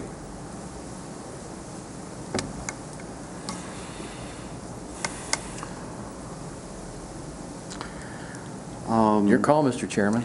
All right, I'm going to appoint Inman, Lathrop, and Rennie to make those appointments. Commissioner Inman is the only one of the people who is currently on the Airport Commission. Yeah. But Commissioner Inman is also on the Commission on Aging, so he will have the knowledge of what goes there. Okay. So I'm going to do Inman, Lathrop, and Rennie for the Airport Commission and the Commission on Aging. And I'm going to ask for volunteers for Parks and Recreation, Planning, and Resource Recovery. We just appointed the 2 applicants to the 2 openings in Parks and Rec. So it's just We already the did that. Planning and Resource Recovery. I'm more than happy to. Me too. All right, I will do these 2 because I've stood on the Resource Recovery Council for a long time. We'll just leave it at that. Okay, so we'll be Max Bauer, Limcool, and Wheelock that will set these, and we will ask Chris to set dates for All right. appointments and set up the meetings. Okay.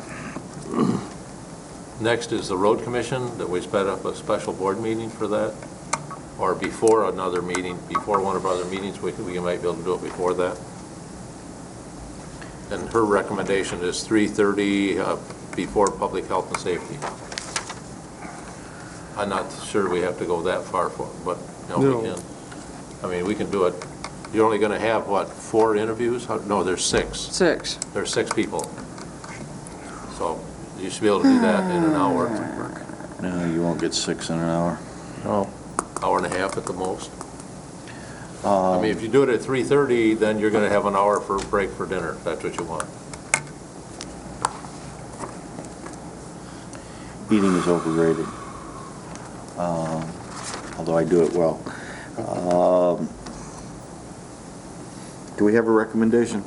I'll make a motion that we set up a special board meeting before Public Health and Safety on December 3rd at 3:30. Do I have support? Yeah. Motion by Limcool, supported by Inman, to set road commission interviews on December 3rd at 3:30 in the afternoon. It's my understanding there's one of the interviewees that cannot make that first week in December, if I remember correctly, but I don't remember exactly who it was. You want to move it to the 2nd? No. To the 10th? We got too much going on. Okay. How many openings do we have on road commission this year? 2. 2, right? Yep. How long are those We have appointments? 5 applicants. 6 years. 6 years. that are present. 6 years? Yeah, they're 6-year terms. Yep. Yeah, you get the max of 2. Okay, we have a motion made and seconded. All those in favor say aye. Aye. Aye. Okay. Community Corrections Board, I think we have a question about that.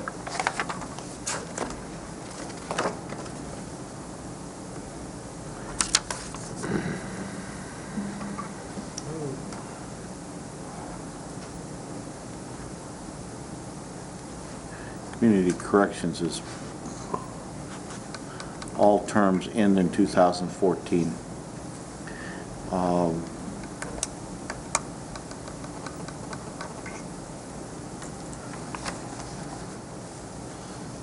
I would think that we would appoint them according to their terms of office.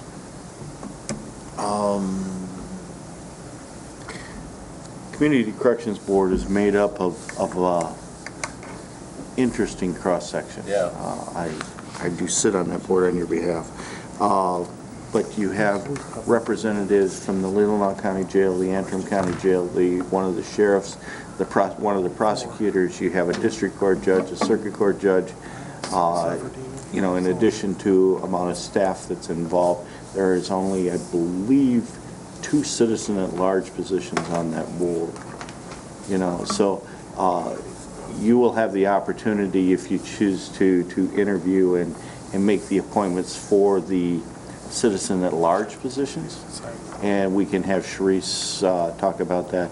I believe Sharice is coming next week. I've asked her to be here next week to talk to you about some of the new technology we're using and talk about entering into a contract or extending the contract to with the companies that provide those technologies. And she will be here next week to talk to you about that. As far as the appointments of the citizens at large, I don't know how you want to handle that, because I don't believe we've actually advertised for openings on that board, because there truly is only, I believe it's 2 members of the Community Corrections Board that are actually citizens at large, isn't it, Dave? Sounds right. I know we have to have a member of the press. No. There's a number of people. I believe Jim Pasco and... It's not jail committee.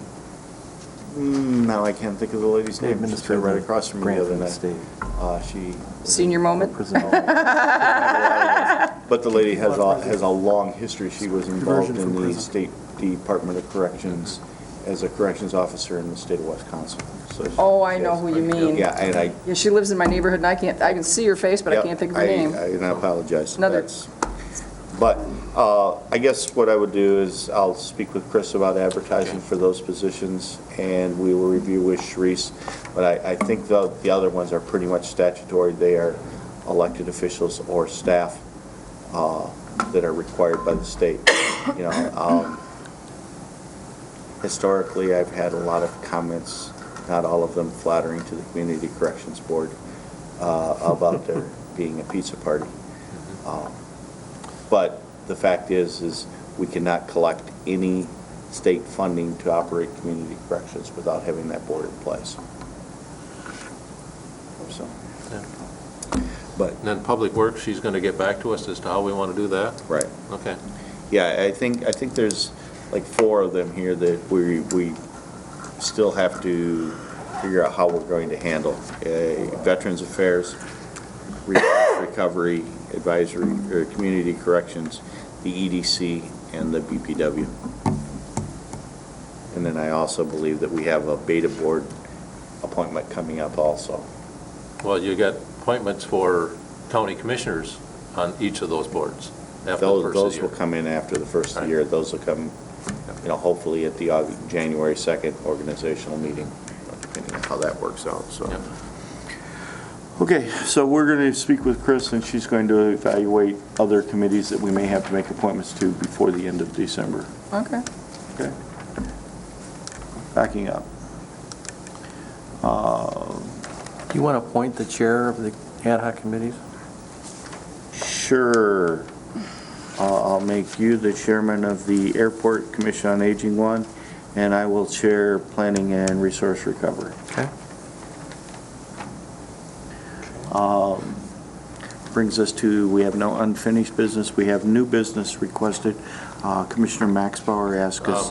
The administrator's report, I think, is on there. Do you want to speak to the administrator's report? I've got It's only been a few things distributed. that I wanted to highlight. Okay, I'm I have sorry. a question on there, so if you want to do the highlights. It's just been a long day, so. Yeah, it's, we're bidding on property and liability. The bids are due December 1st. Today was the day that web proposals for a new website are due, and there's a 15-member evaluation team made up of our website committee people that are going to start reviewing those, and we had 60-some people download the application off MITN. which they're praying that they don't have that many to review. No. And I wanted to highlight the Boardman Dams item. We found out a couple weeks back that, we had a meeting with the Road Commission in 2012 or early 2013 regarding the Cass Road Bridge and whether we were going to move forward with that. We entered into an agreement with the Road Commission to hold them harmless for any costs related to that. We've been also relying on the Conservation Resource Alliance to raise funds for the whole dam project, or the whole dam project, whichever way you want to put that.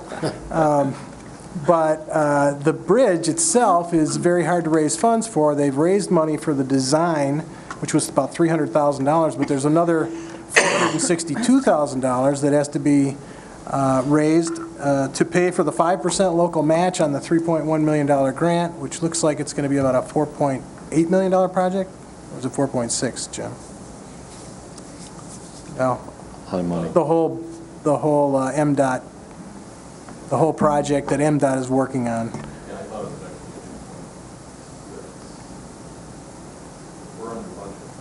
Yeah. Yeah, I'm sorry, 2.6, you're correct. But $275,000 was going to be construction engineering that they won't cover. They won't cover construction staking, which is a $57,000 item. And what's the other thing we have to pay for here, Jim? The staking and the 5% match. So all total, it's about $462,000. Now, the timing on this, Jim, I noticed in his notes to his board, he said we're going to start this in 2016. There's actually an opportunity for us to do it in 2015, but the money has to be raised by February of this year in order to get that schedule started and let the project and get it going. It would be nice to do that, to get the bridge started in 2015 and completed, so that in 2016 we can remove the Boardman Dam, and 2017 remove the Sabin Dam. Otherwise, we start in 2016 with the bridge, 2017 with the Boardman Dam, and 2018 with the Sabin Dam. And I just wanted to bring to your attention that they're having a hard time raising the funds for that $462,000 match. So there's a couple things that might happen. We can come up with the money. No. Maybe. No. Which nobody seems to have. No. Somebody else can come up with the money. The CRA can find a funder in the community that is willing to, finance that so that we don't have to, so that we can get the project started. We could wait another year and see how fundraising goes, or maybe we'll have a cul-de-sac at the end of Cass Road. And a nice design for a bridge for it, though. So I'm just giving you a heads up. This is where we are with this project, and and the bridge is really a separate piece of the whole dam removal project. Easy to get money to take out the dams and to restore the river to its natural bed and to put in woody debris and do scientific studies on how well the river's progressing. Lots of money out there for stuff like that. Not a lot of money for bridges. So now we can go back to what I said years ago. Mm-hmm. And that was not build a bridge, use the railroad grade and come out on Beitner Road down there, because they don't need a bridge. I had no money for that either. You could do that for not very much. The roadbed's already there.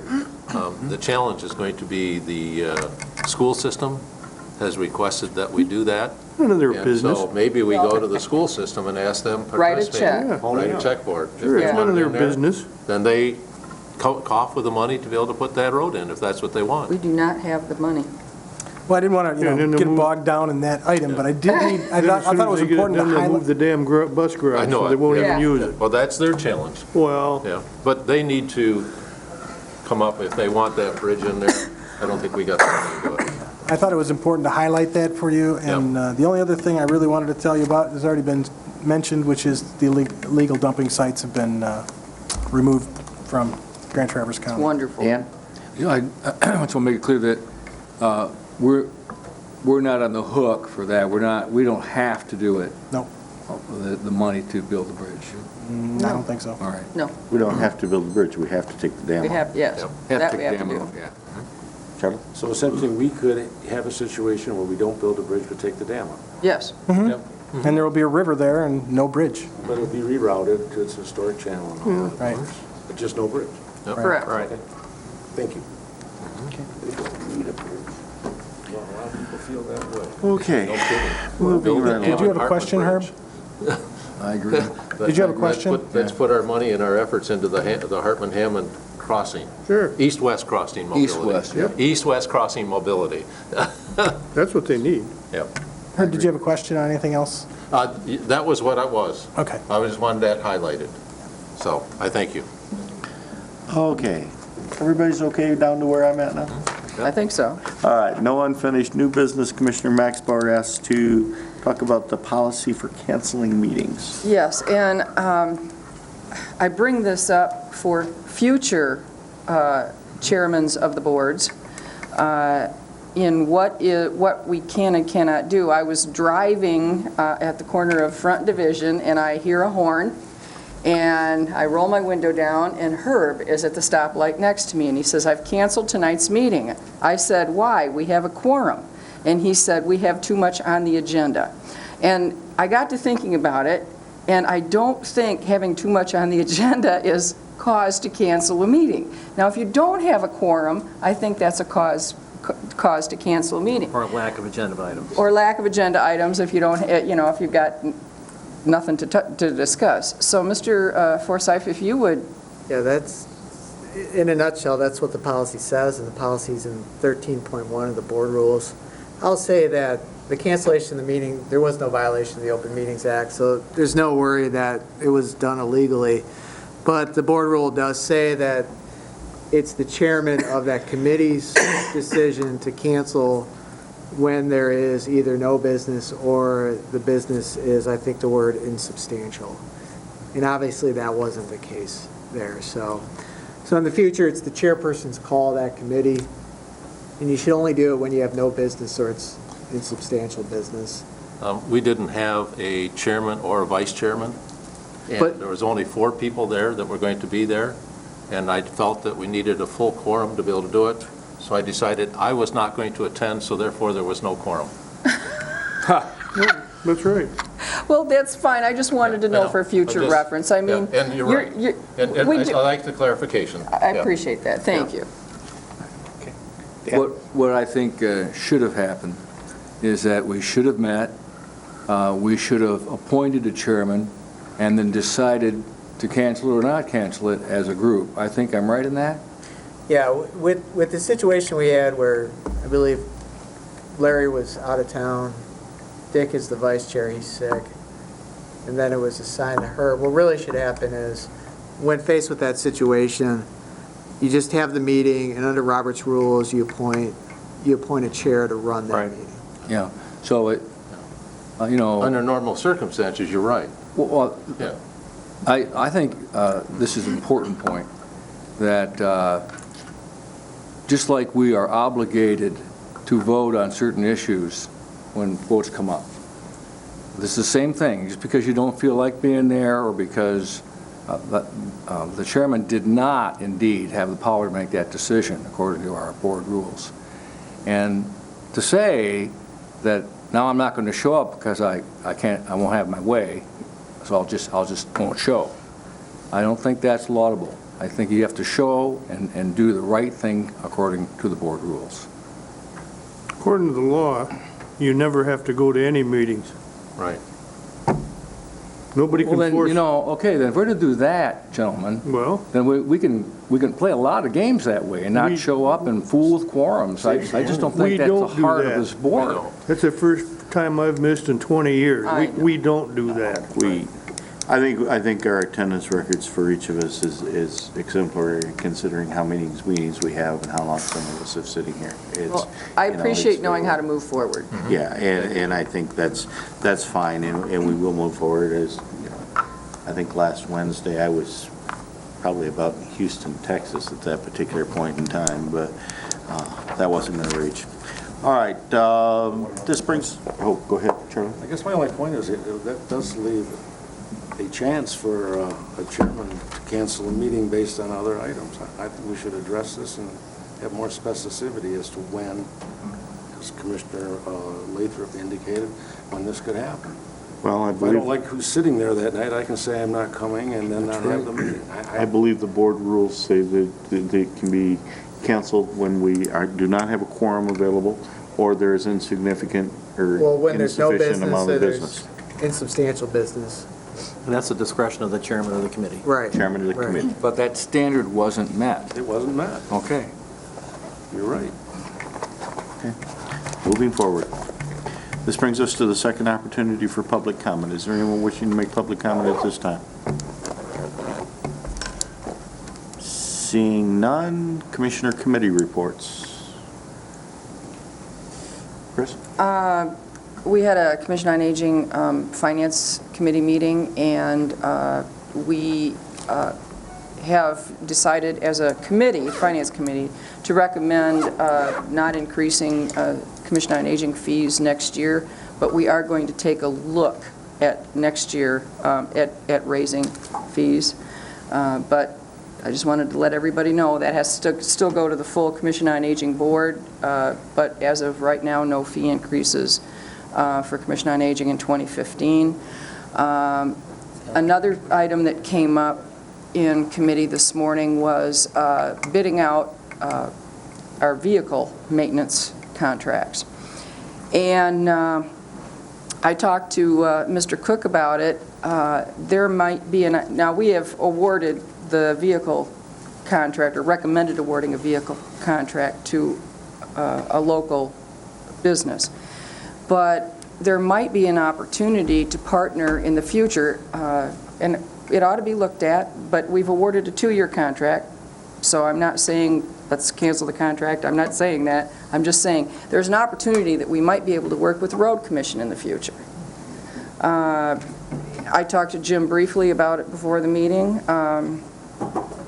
and he was not against the idea, wasn't necessarily warm and fuzzy either, but is willing to discuss it. And I just want to mention that there are some opportunities out there where government units can work together, and we're talking about it.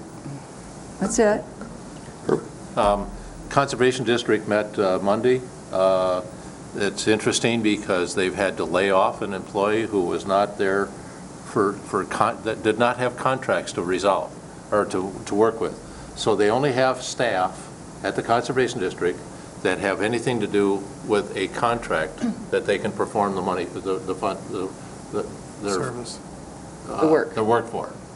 And they also have had extremely challenging opportunities to be able to hire a finance person. And so they've gone through, I think, 2 or 3. And so now they have another one that starts the 1st of December. So they're, the gal that was there earlier has come back to fill in during that period of time to help do payroll. But it's been a continuous challenge. We don't fund them to be able to take care of their buildings like we should. And we do pay some money out of our fund, but it's going to continue to be a challenge. And they also have asked whether or not we could be able to do something with the road to the Sabin Dam, because that is county property, not Conservation District property. And there's potholes in there that are about the size of a big car. And so I've asked Danny Brown and Dave Benda to kind of look into that to see what it would take to be able to do that. So that's just more of the things that our facilities department does to be able to take care of that. But that road has not been maintained for 5 or 6 years, and maybe that's something we can work with the Road Commission on, to be able to look at maybe sending a grader in there to grade that out, to be able to do something like that. So, appreciate the working relationship that we have with our Road Commission. So. Other comments? Charlie? Yeah, real quickly, went to a wonderful veterans benefit at the Rock, senior benefit there a couple weeks ago. It was a real good turnout, and we have to honor our veterans, of course, thank them for what they have done. Also went to the Planning Awards banquet at Boone's Long Lake on November 6th. Quickly, Rod Bogart was awarded the Frank Purvis Award this year for his stewardship and his enduring commitment to the Kingsley community. So that was really a nice event to see him take that, actually. Nice to see him. It was, actually. Honored. He was pleasantly surprised. He was pleasantly touched. And touched, yes. Dan? I did examine Representative-elect Larry Emmons' foot today, and I want to contrary to rumors, he is going to get better in time to do a good job in Lansing. Thank you. Thank goodness. Yeah. I'm sure you're happy too, Larry. Okay, because I can't remember which meetings were which, and whether I've reported to you before, as you may recall, there's been a regional affordable housing task force appointed. I was appointed on your behalf to sit on that commission. Representatives from East Bay Township, Garfield Township, the city of Traverse City, one other township, and I apologize, I don't remember. Anyway, met in their infinite wisdom or foolishness, they appointed me the chairman of that committee. We meet again tomorrow. When we met last month, we talked about the different housing needs assessments and things that have been done in the housing needs in our community. Tomorrow we will be discussing primarily the tools that we all have. You know, the Housing Commission is the other individuals that were involved in it. The tools that each of us as different entities can bring to the table to help with the providing affordable housing within our community. It is my intention to make recommendation that our next month meeting is geared to the idea of the stumbling blocks and barricades that we as governmental entities have put in the way to allow for the expansion of affordable housing. And that's probably not going to be such a popular discussion, but I think it's a discussion that has to be had. All of the needs assessments and everything primarily come back to the idea that in order to afford low-income housing, for lack of a better terminology, you have to be able to increase the density. And many of our units still require 1 acre or larger lots, and that simply makes it impossible to put high-density residential property in their communities, and their communities are suffering from the fact that they do not have affordable housing in it. It's a good group of people. It's made up about half of elected officials and about half staff. And, you know, the staff brings a lot of expertise to us and gives us the ability by which we can continue to do the investigations. So. We also had a report from Northwest Michigan Works, Northwest. Networks Northwest. Networks Northwest. Yeah. Northwest. Networks Northwest. Networks Northwest on the housing gaps and situations, and they had a lot of developers that were there. So it was kind of interesting. They had about 50 people here in the room, and very good information. I'd recommend that you go into Networks Northwest to their website, and you can access that report. It's a very interesting report. There was a lot of good comments, a lot of awakening to people that says, oh, we got that problem, which is something we already knew, but at least now we can put the words to it.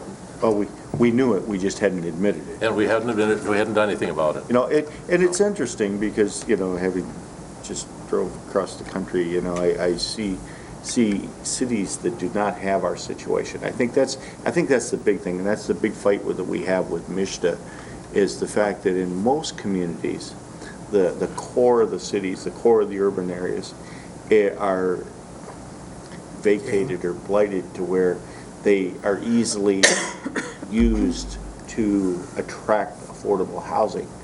But in our community, the core of our urban area, the price of housing and the price of property is so damn high, and the occupancy rate is so high that those apartments are not available.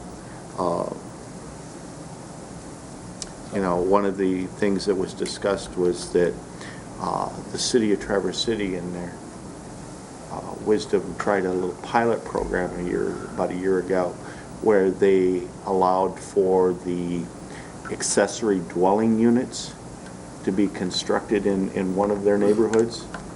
One of the problems is the neighborhood that they designated to put those in, and I don't want to categorize the neighborhood as its entirety, but I can tell you that there's an elementary school in that neighborhood.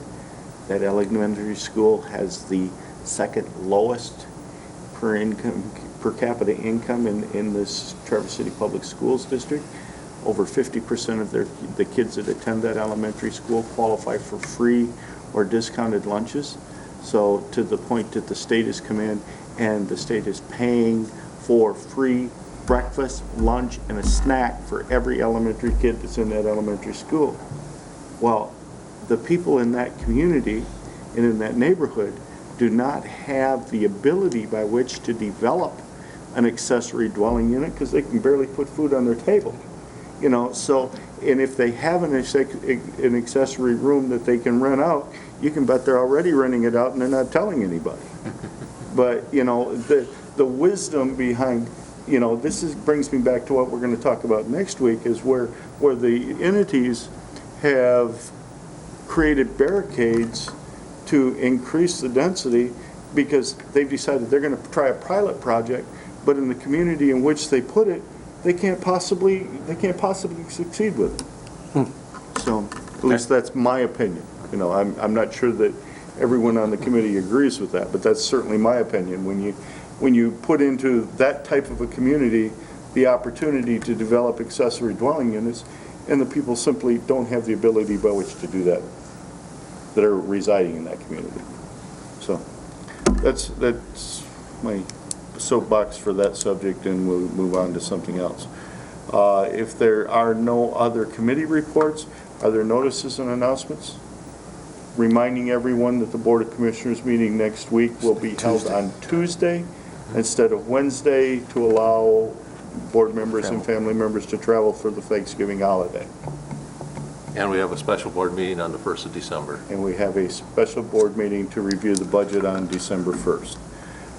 We do have... With that in mind, we have a list. If anybody's got additional items that they want to have put on that list, be sure and let Chris know for the budget adjustment items.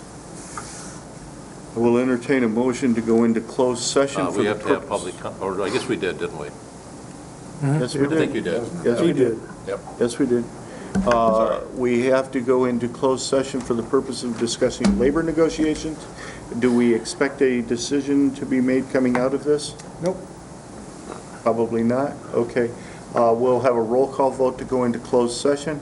And for the public benefit, we do not expect a decision to be made coming out of closed session. Well, first we need a motion to go into closed session. I entertain a motion. For labor negotiations. Supported by Inman to go into closed session for the purpose of labor negotiations.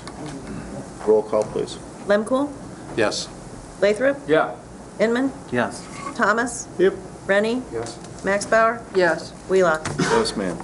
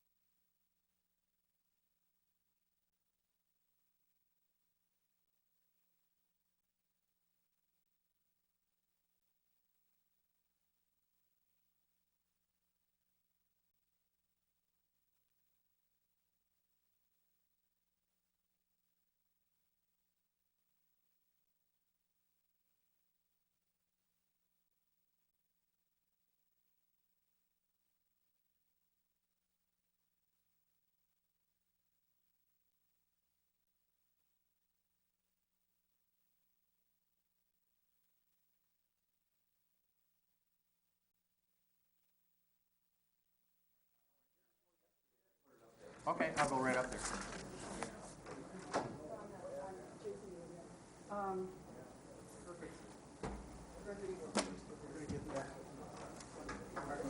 Get him settled. Mr. Chairman, I'll make a motion to come out of closed session. Motion by Inman, supported by Rennie to come out of closed session. All those in favor say aye. Aye. Opposed, the same. Mr. Chairman, I'll make a motion to adjourn the meeting. We're gone. Thank you.